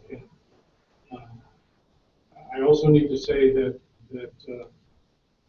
there is no funding today to build a park, so it could well be a phased project. We will certainly work on that and make that a priority, but I don't have a check for the community work. do you have an idea of when we would? Or is that something, I mean, because I mean, the county's gonna be prioritizing certain things just as the city is. And so if the emphasis is gonna be on parks and how much is gonna be allocated into where, then we have to know that going into it. Because I don't wanna go into a commitment and do all this work and have our staff, spending countless hours into something that possibly, because there isn't any money earmarked for something like this, for it to ever develop. Ever is a long time. Yeah, but with our commitment with the community and what we're presenting out there, as Pat said, we don't want to give them A false a false impression. Absolutely. Yeah, it's gonna be a tough offer. It's gonna be a tough time selling the bond when we don't have the I'm with you. Okay. Absolutely. Now, full disclosure, the supervisors did approve a capital program today. It does not include improvements for this park. That's for 1 year.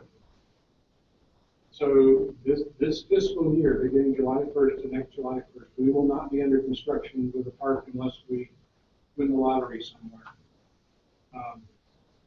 But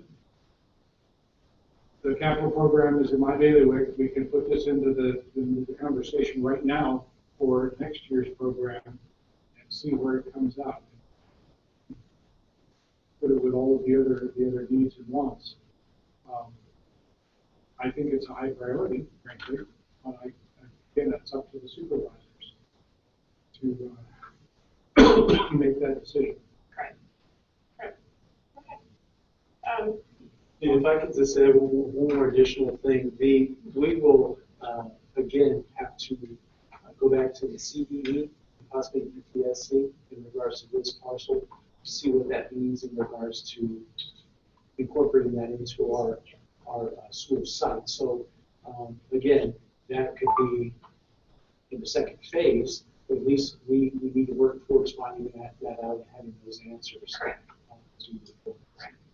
And if supervisors do choose to, bring it forward, then we at least know, as far as the commitment, that they would make that possible. Now, I'm not saying that we're going to wait a year or 11 months to have a conversation with the supervisors in your board. Okay. Not by any means. Okay. That's sooner rather than later. Okay. We need to work through where the lines are drawn, Yes. how the dirt flies, if there's, Yeah. Well, there's definitely we do need Sure. delineation. But if there's balance in the grading that we can take advantage of, for example, then that's something we can put some dates and costs for. There's a lot of details like that. Yeah. Okay. Thank you, sir. Thank you. Thank you very much. Thank you, John. The next item is item 14, the 2014 general obligation bond. These are consent items, so no discussion is needed. Excuse me, I'm Sorry. Can we go back to that? Oh, last sorry. item? I just wanted to make sure that I'm clear with the board in regards to. What direction to go? Okay. It appears that in definitely continue discussion with the county to have an idea of what can be possible. But, if still there has to be some concrete commitment from the county. And so we know as we're getting closer to the bond, what we're putting down on paper, what we're committing to our community, because it's our reputation, it's our face that, we're putting out there. So, we're definitely wanting to make sure that we are honest and forthcoming, and I appreciate that you were honest about, the parks and the allocation of funds at this point in time. So that, gives us an idea of kind of what we're getting involved in as well. So, but whatever we can do to make it possible, then I would like to have that dialogue and developing something that we can bring back and have perhaps a joint meeting to discuss this. And then we can it would be really up to them how quickly they can Well, actually, Because it almost sounds like we can't even move forward, the, pushing the bond without. Well, the school itself, it's, the need of the school is there. It's ironing out all the little nuances of what is actually going to be provided on the site. But the site itself, developing a new school site, and the need for it is a part of our request in the bond. I think that's the demonstration of the cooperation with the county and the school is a strong talking point for the bond. Because, okay, we can bring forces together to bring you more than each one of us can bring you separately. Right. Yes. But that, I mean, it doesn't have to be done by August, whatever. But the bond language will not specify the park. Right, It's exactly. separate or its own entity. This happens to be So really can't mention. Right. But that's a promotion point that when we get ready to ask the public for more money. And then once we do come to that more solidified dialogue and conversation, contracted to get to that point, then even the conceptual design, then it's, as Pat said, then you're out there promoting it, and someone's trying to sell that picture once we've decided what's realistic for both sites. Perhaps you can give me a more detailed description of what your schedule is like. Because I'm scheduling board items for August. Because John has our deadlines, as far as our bond, he's the man, Right. as far as that's concerned, so he's fully aware of what timelines we have to keep. The intent would be not to, this is not identified in bond language for the data received for the resolution. It is strictly just for the school, so we can continue moving with that. This would just be an added benefit to that. It could possibly come at a later date. So we want to continue moving forward with our design plan for the school and so forth. We work with the county in regards to possibility of expanding that site so that they incorporate both the park and the site for joint use. Thank you. Thank you, John. Keep up the good work, John. Okay, so going down to 14, these are general obligation bond consent items. No discussion is needed unless an item is pulled for discussion. So this moment, I'd like to request a motion to approve 14A through 14I. So moved. Second. All those in favor? Aye. Item 15. This is the 2014 general obligation bond discussion action items. So 15A, the facilities committee updates, proposed Sunnysville Elementary School master plan. Mr. Tulia. Thank you. So this is a follow-up, again, bringing back to the board, give you an update in regards to the Sunnysville Elementary School Master Plan.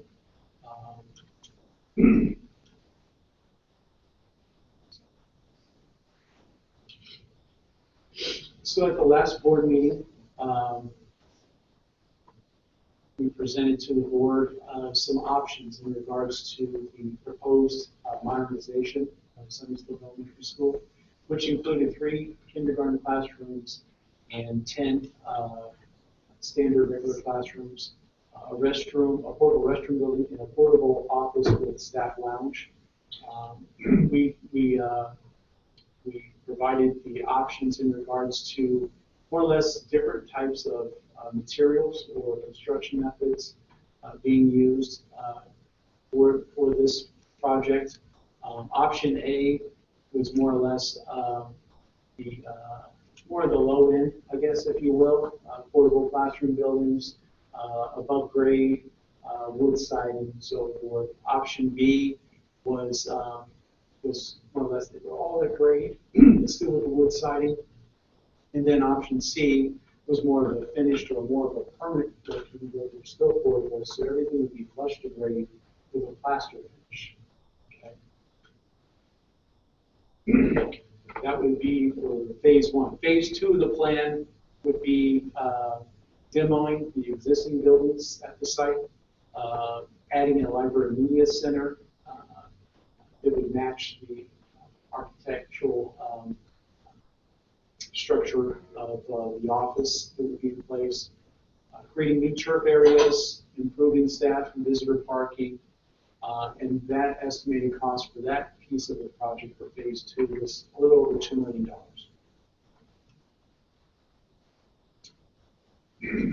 The board looked at each one of the options and recommended that staff pursue looking at for phase one, which would be the option C, which was all the buildings to at grade with a plaster finish. That estimated project cost was about $9 million. Again, adding the phase two piece of it was $2.25 million. Therefore, the estimated total cost for the project would be just a little over $11 million. In those dollars, those budgetary numbers, we did have monies in there for potential for upgrading utilities, which would be adding additional buildings to the sites. And again, it was around close to $300,000 that we would have to increase the utilities or the electric, more or less the electricity at the school site. So this would be phase one. Again, with the intent to continue moving forward with finalizing construction drawings, therefore getting into DSA here by the fall. So the DSA would have approval first part of next year. And then as funding becomes available through our Measure in Bond Fund, about $7 million in April of 2017, we could start construction on phase one. I'll just kind of review it for those of you that weren't here last time. So this would be the new admin staff lounge with the same design as we're proposing for the Ranches and Hughesville project. This would be the 3 kindergarten classrooms. This is currently where the YMCA portable buildings are located. Then these would be the other classrooms added here. We would have a new restroom building here. We would have a storage room here, more or less, with your disposable supplies and so forth to service this area. Again, there's already restrooms in the multi-purpose room. Again, all new buildings, all ADA compliant, and kind of creates a K-5 campus on this side of the property. Meanwhile, with the phase one, we can still leave all the existing buildings. The methodology or the thought process behind that is that in the event we're not successful in November to build a new school, these students are still going to be coming, so we need to still house them somewhere. So we would still be able to have some additional space here at this site. The phase two of the plan, again, it would be a lot of demo work, so we wouldn't want to schedule that until the following summer, which would be 2018.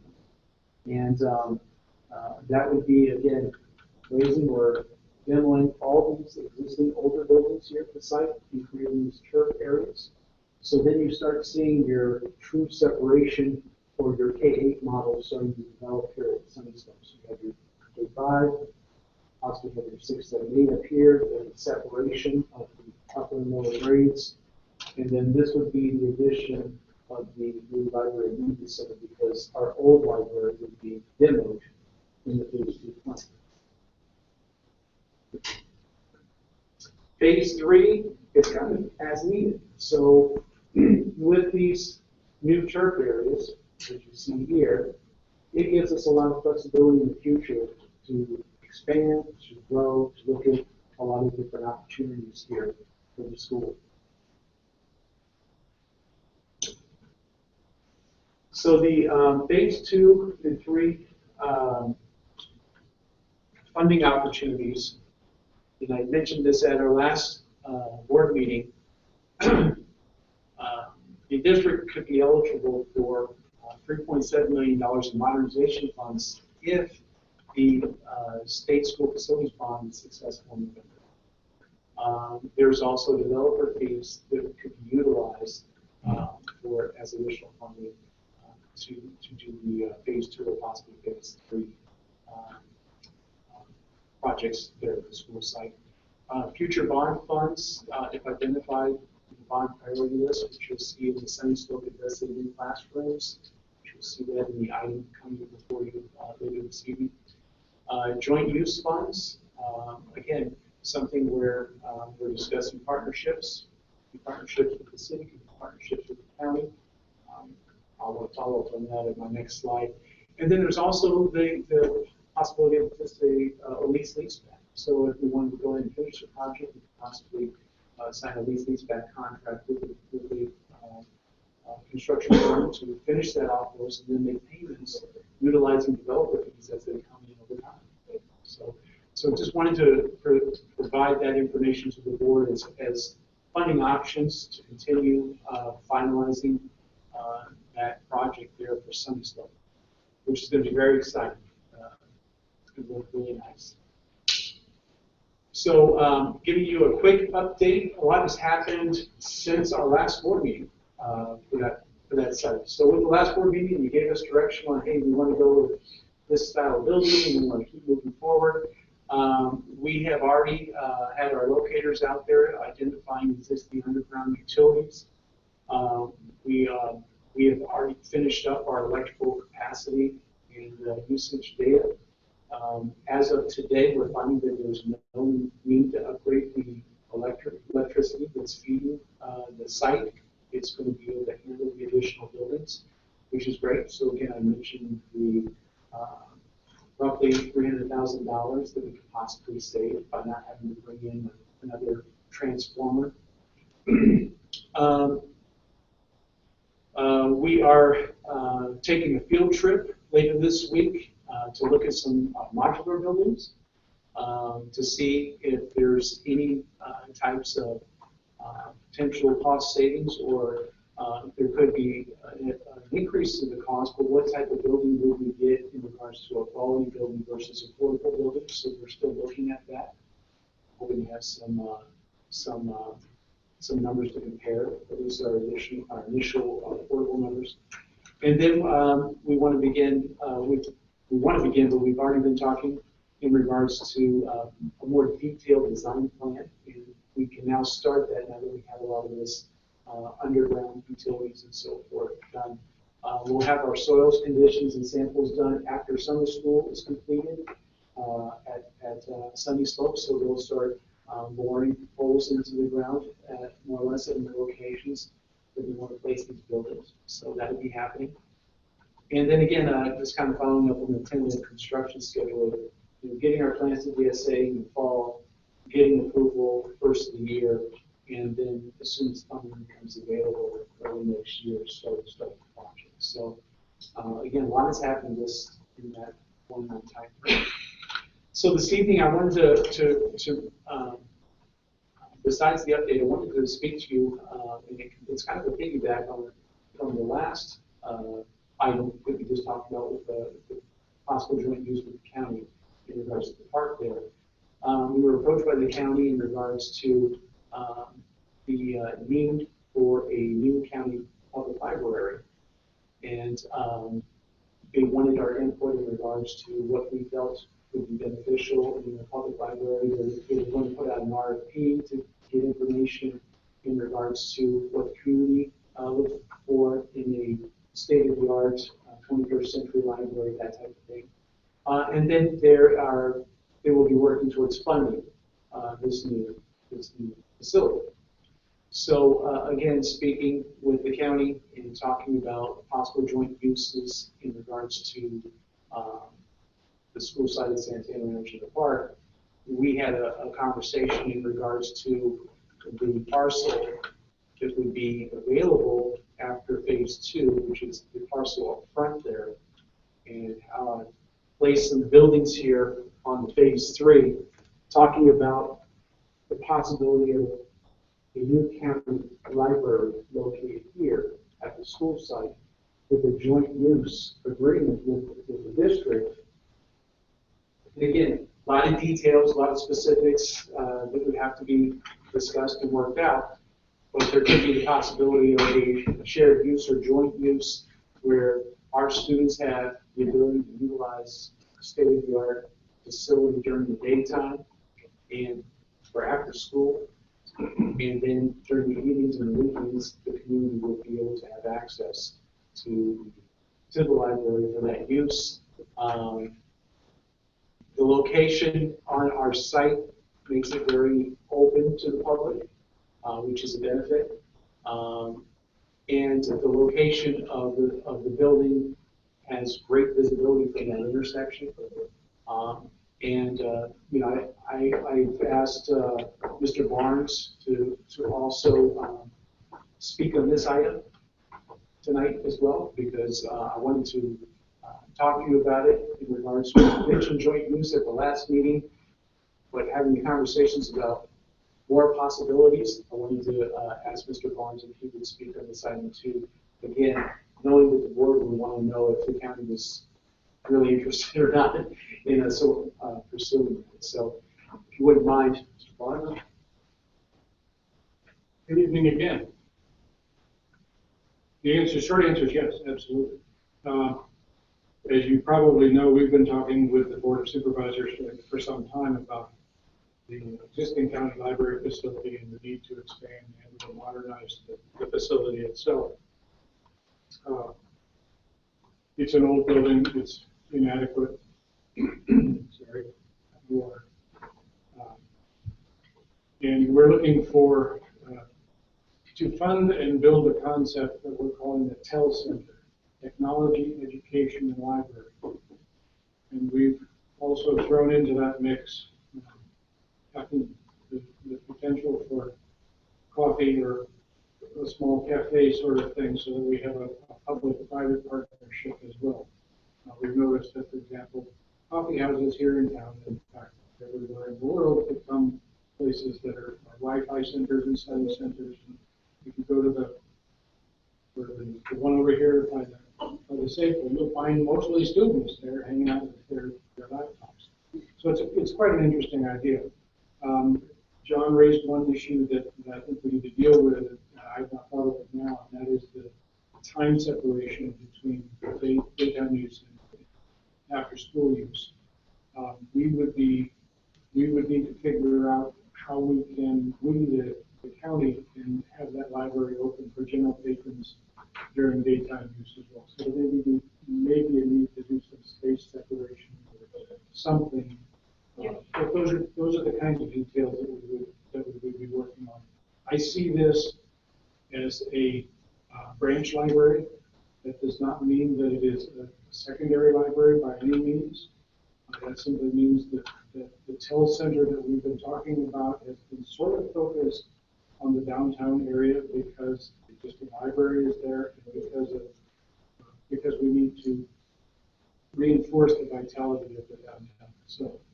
So again, short answer is yes, absolutely. Again, I posed this with the Board of Supervisors and got a series of nods. So any questions? I know the high school was also thinking, have you been approached by the high school and doing a partnership with increasing their library space? Not specifically, no. We're certainly open to a conversation in that regard. That might be a third location. There might be a different need entirely, different kind of facility. Well, it's working towards what most of our students are even going to college. What a library looks like now. You know, 21st century libraries, you don't see what you used to see. It's not a bar with coffee bags in there.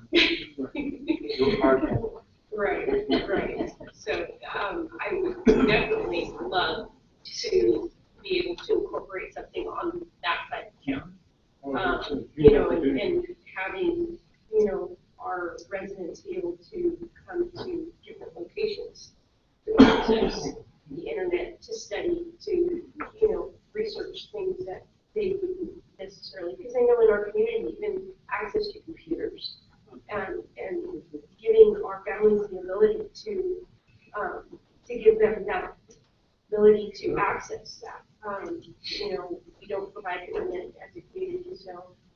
doing these types of locations and providing, extra tutoring as we do, many volunteers tutor many students in our public library. So it's definitely a great partnership. So I think that is, as John mentioned, there are a lot of ifs, not the least of which are the rooms of the voters over the next several years. We do have impact fees for libraries that we collect at the county, so there's a bit of a income stream there.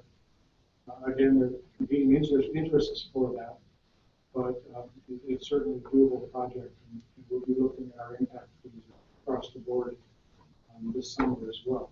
So it's certainly a possibility. And we look forward to working with staff and you all on this project as well.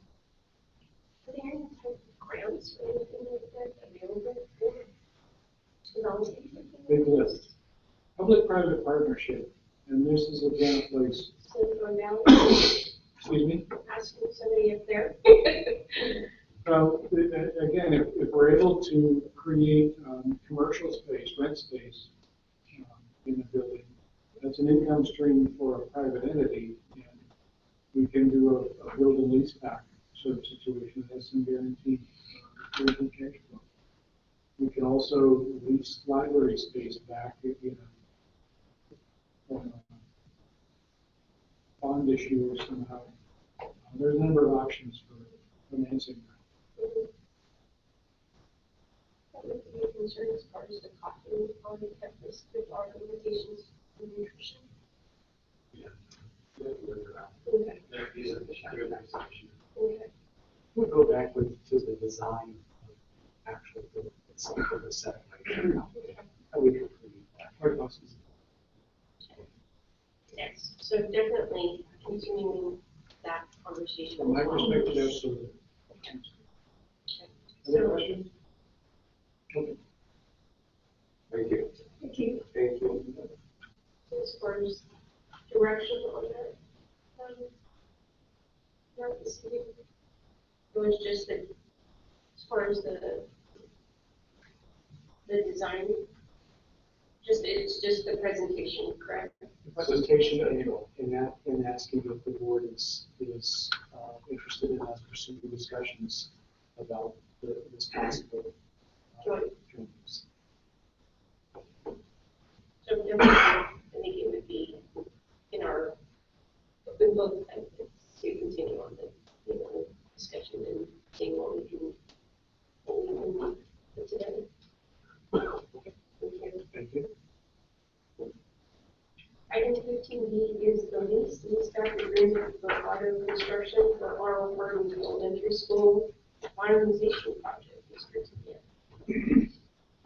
Yeah, so this lease before you is in regards to, again, the Laurel Hardin modernization project, which would include the reconfiguration of the administration office to create a controlled access environment there at the school site to increase the safety and security of our students and staff.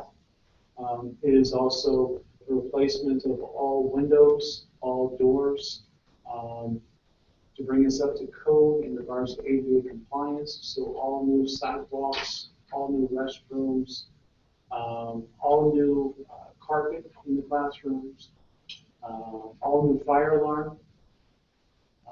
We also have all new technology in regards to the technology infrastructure.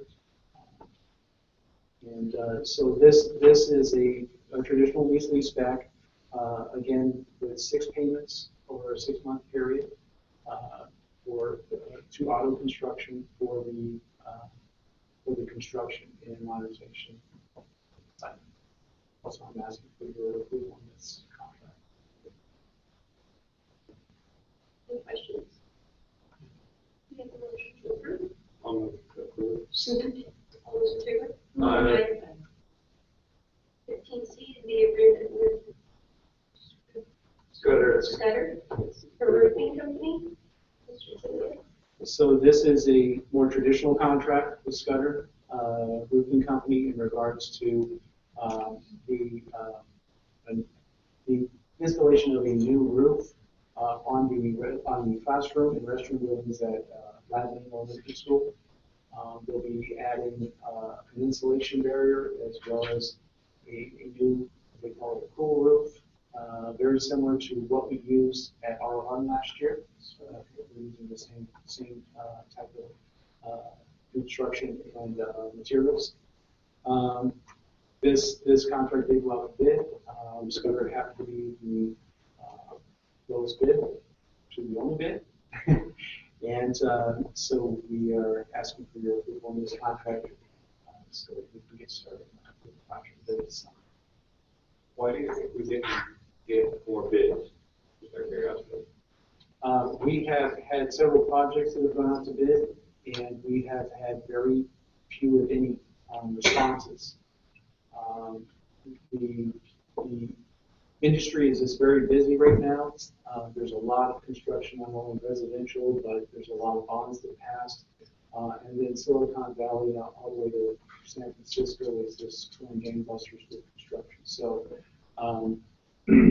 I will be honest with you, we went out to bid for well, I had just a job walk for another project where we invited about 8 different vendors, and none of them showed up. And then none of them gave me a bid, so I had to start calling around to see if anybody, and they're just too busy. I'm just too busy. So, so it's unfortunate. It's fortunate because we have some funds, which we haven't had for a very long time, to do some really good things. It's unfortunate that we're so busy right now that we're not seeing the interest or even the proposals that we would like to see or would expect to see if it wasn't so good. Maybe 2 weeks into the process, is like ESA with all that too? So there is a new requirement by the Department of Industrial Regulations where contractors have to register now.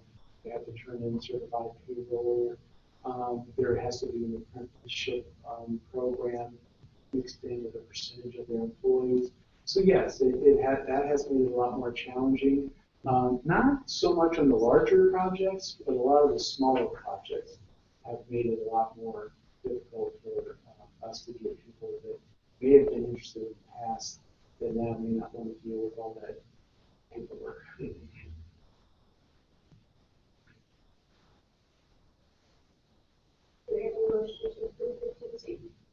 We approve 15C. Second. All those in favor? Aye. 15D is resolution number 21-15-16, ordering an election to authorize additions of school bonds, establishing specifications of the election order, and requesting consolidation with any other elections occurring on November 8, 2016. Dr. McIntyre?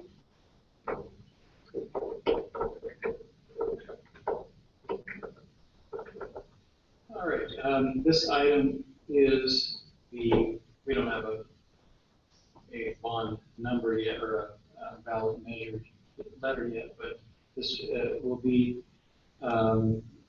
your approval of this resolution tonight will authorize us to place a $35 million bond on the ballot for November. And time-wise, we've been talking about this for a while, so this is the one that we've been talking about, and need your approval to do that. We must have this to the elections office prior to the first week of August, so we'd rather not wait until July. Tonight would be beginning to get, we're not late, we're certainly on time, but we have still several other steps once your approval of this once you give your approval of this this resolution. A number of other things that we need to get to the elections office in time. The ballot measures, arguments in favor, seeking signatures for placing the argument in favor on, a number of things we still have to track down. So I would ask for your approval for this. This, as you know, is the recall last, I believe it was in May, we had Dave Olson was here, went over the finances of that bond. And we would be roughly seeking about $30, a little less than $30 per 100,000 for repayment of the bond, as I had talked about earlier. To raise those funds. So this is something we've been talking about for a while, and this would give us the funds we're really looking at to purchase property up at Santana Ranch for the new school. And hopefully we'll go a long ways toward that project. So with your approval tonight, we will begin that effort.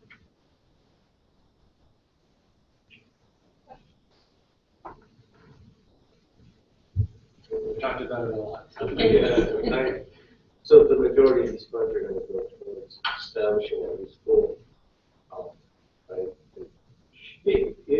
It's largely, that would be a big piece of it, and we certainly need the money to do that. Depending upon what happens to the state bond, we will have some matching funds, and it will allow us to do some other projects that are further down on other bond project lists. But our priority list has been established, and these are all items that are on the priority list as well. So we'll try to accomplish as many things. But the primary target of this bond measure is to acquire the property and to build a new school. And the facilities committee has worked really hard in establishing that priority list and maintaining it and updating it and consistently kind of putting the numbers out, and it gives us a really good foundation, because that's what we've worked off of from the very beginning, and what we needed, definitely what was important and what priorities we needed to set for one before the other. So it's definitely something that, I just want to commend John and the committee, because it's not, it started big and it's dwindled down, but, the fact of the importance of the committee and how we're still basing our decisions, even for our bond and for future facilities, is coming from their hard work and dedication to ensuring that we're always up to speed on where we are with everything, especially with facilities. It's a huge daunting thing, and so to have somebody who's on top of it and can give us, just a quick snapshot, even on a monthly basis, is incredible to have. So I definitely am very thankful for that. I'd like to move to approve resolution 21/15-16. I'll second. All those in favor? Aye. Thank you. Next item is 16, board member reports. There was 4 items on there. Did you say nay? You said nay? Yeah. 4 ayes, 1 nay. All right, good. That's for D, right? That is for me.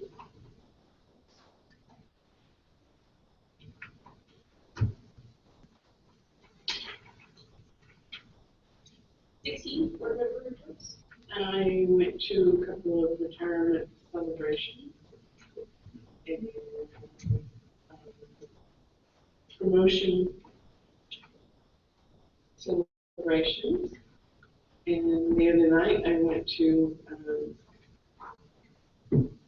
the recital for the children's theater camp. Some mic there. Kids Rule. And then the night following that, I went to see the older kids do a one-act play that they managed to put together in 1 week. They did an excellent job. Their kids are very talented. Nothing to report on me. I have a lot of stuff personally happened with my family. My nephew passed away and stuff, so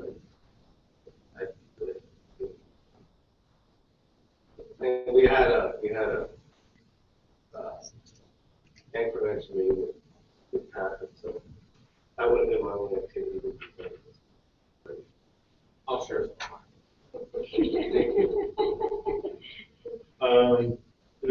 sit-in with Miss Armstrong at Rancho. Went to the Rancho graduation dance. I always work at Sober Grad Night. I run a poker game in the same Greenville High School. I attended a Pokemon Club at Rancho. Took 630 hot dogs at Glad Lane. Went to a Rancho award ceremony. Field trip with Glad Lane to see Angry Birds.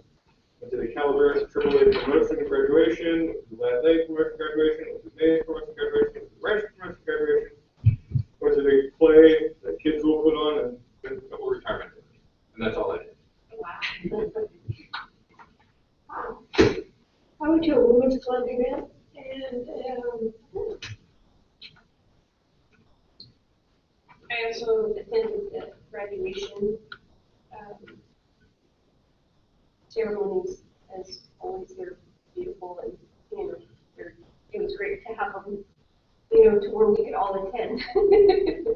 So it really, I know there's still some little logistical things that we need to work on, but it was great to have, the band there and just, having it at one location.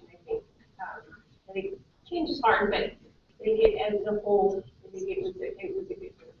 So I want to just commend, John too for kind of bringing that forward, and Dr. McIntyre was working with our PTOs and making sure that, they collaborated and worked together. So it was really beautiful. It was neat. And there's a couple other things that I don't jot them down as Mike does. Future agenda items. Am I looking at? For you, well. Beans, carrots. Stop.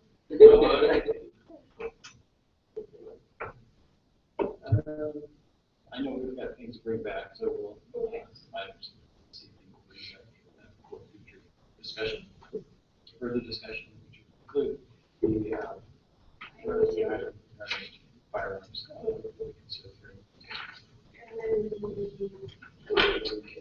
And the other act is, and I will update those. Have an update for that next month.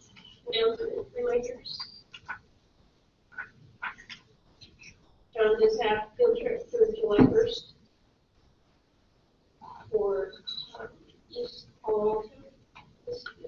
Check out the school site This Friday. this Friday.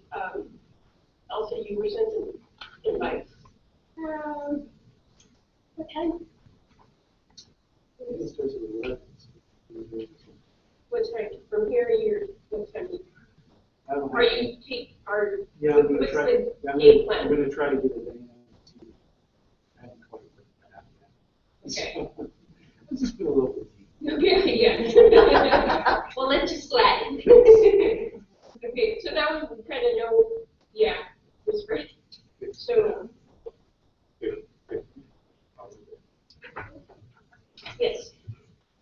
I probably don't get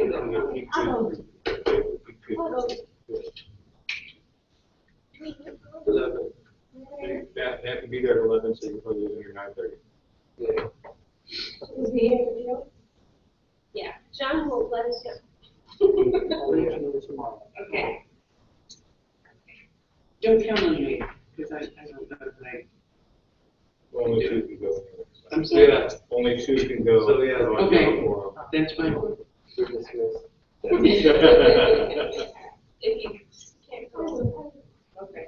It should be the end of Be the good. day. Any other reminders? Anything else? Debbie?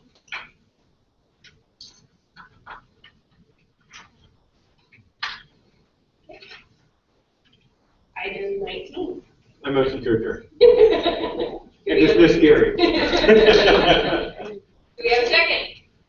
A second. All those in favor? Aye.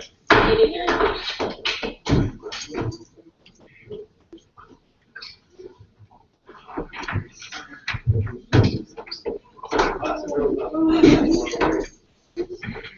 Oh, Susan.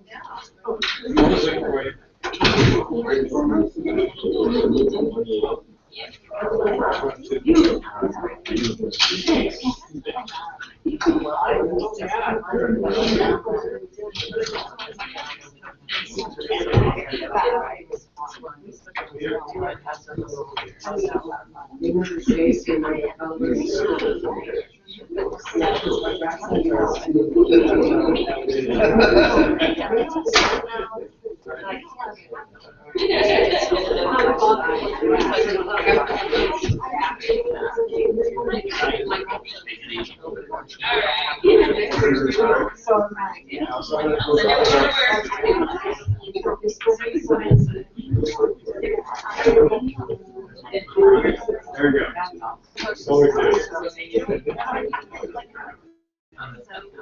Always good. Was that right?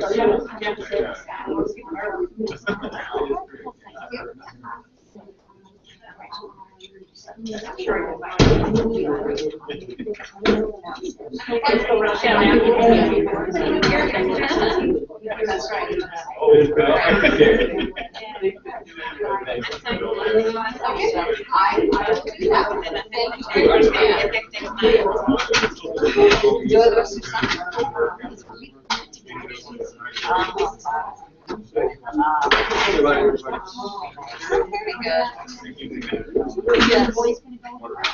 Last time we done was summer squash. Oh, fun. And then my oldest is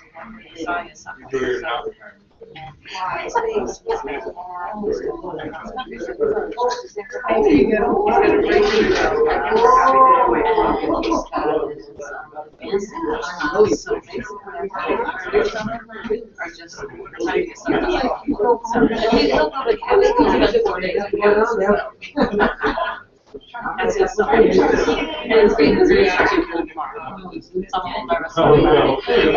You don't know what happened. You're a little late.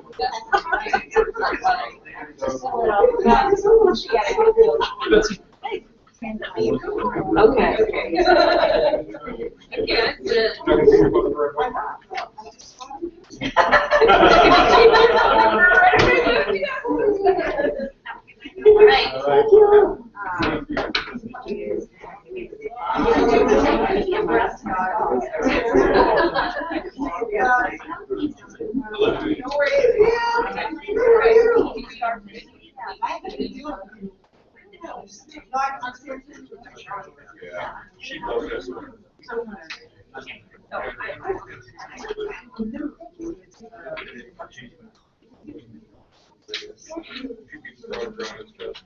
And, Well, you can accumulate it and then I guess. she does. Yeah.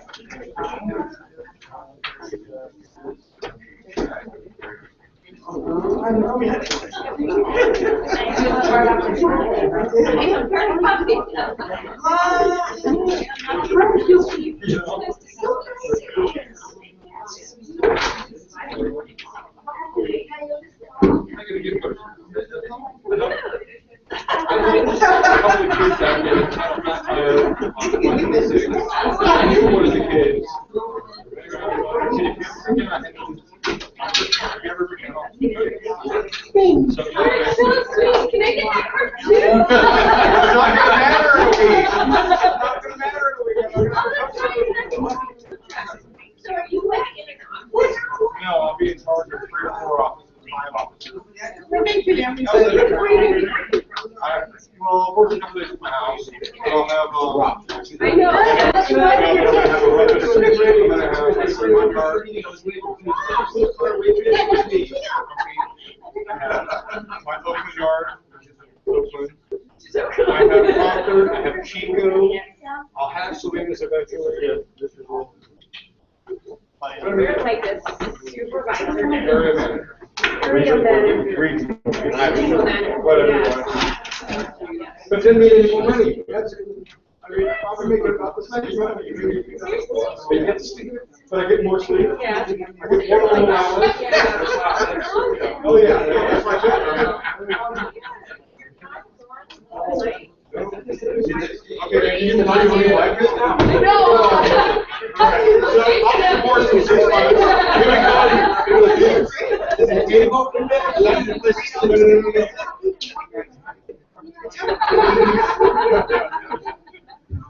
Just give it a try. Just give it a try. It's a report, man. Hey, come on.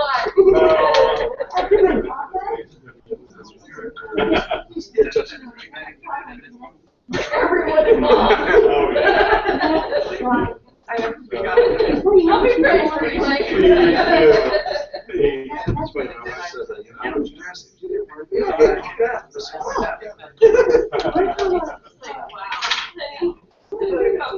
I know. The first 3 years, you were. Makes you happy still when you get to see her. Strange. Who are you? My husband's gonna be on fire. I hear your husband.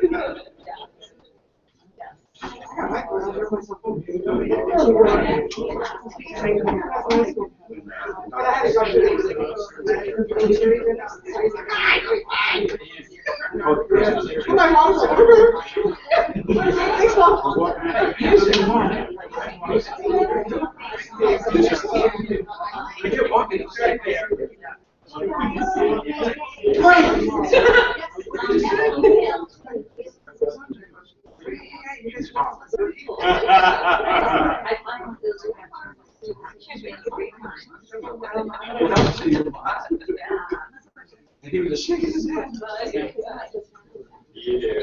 Yeah. Keep this right. Yes. It's very interesting. All right, take care, bye-bye. Are we gonna haze him on his way out? Good old fashioned hazing. Let's jump him.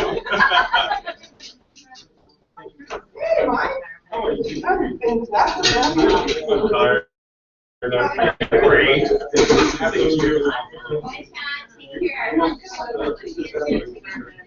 I will. Yes, are you? Thanks. Do you have plans? I mean, I have plans in person. Well, those others,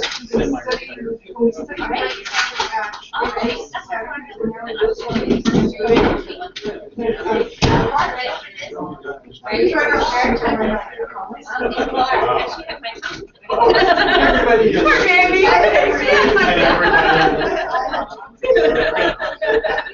You got all 4 months. You know? But we switched. Not such a good success story. Oh, like it is.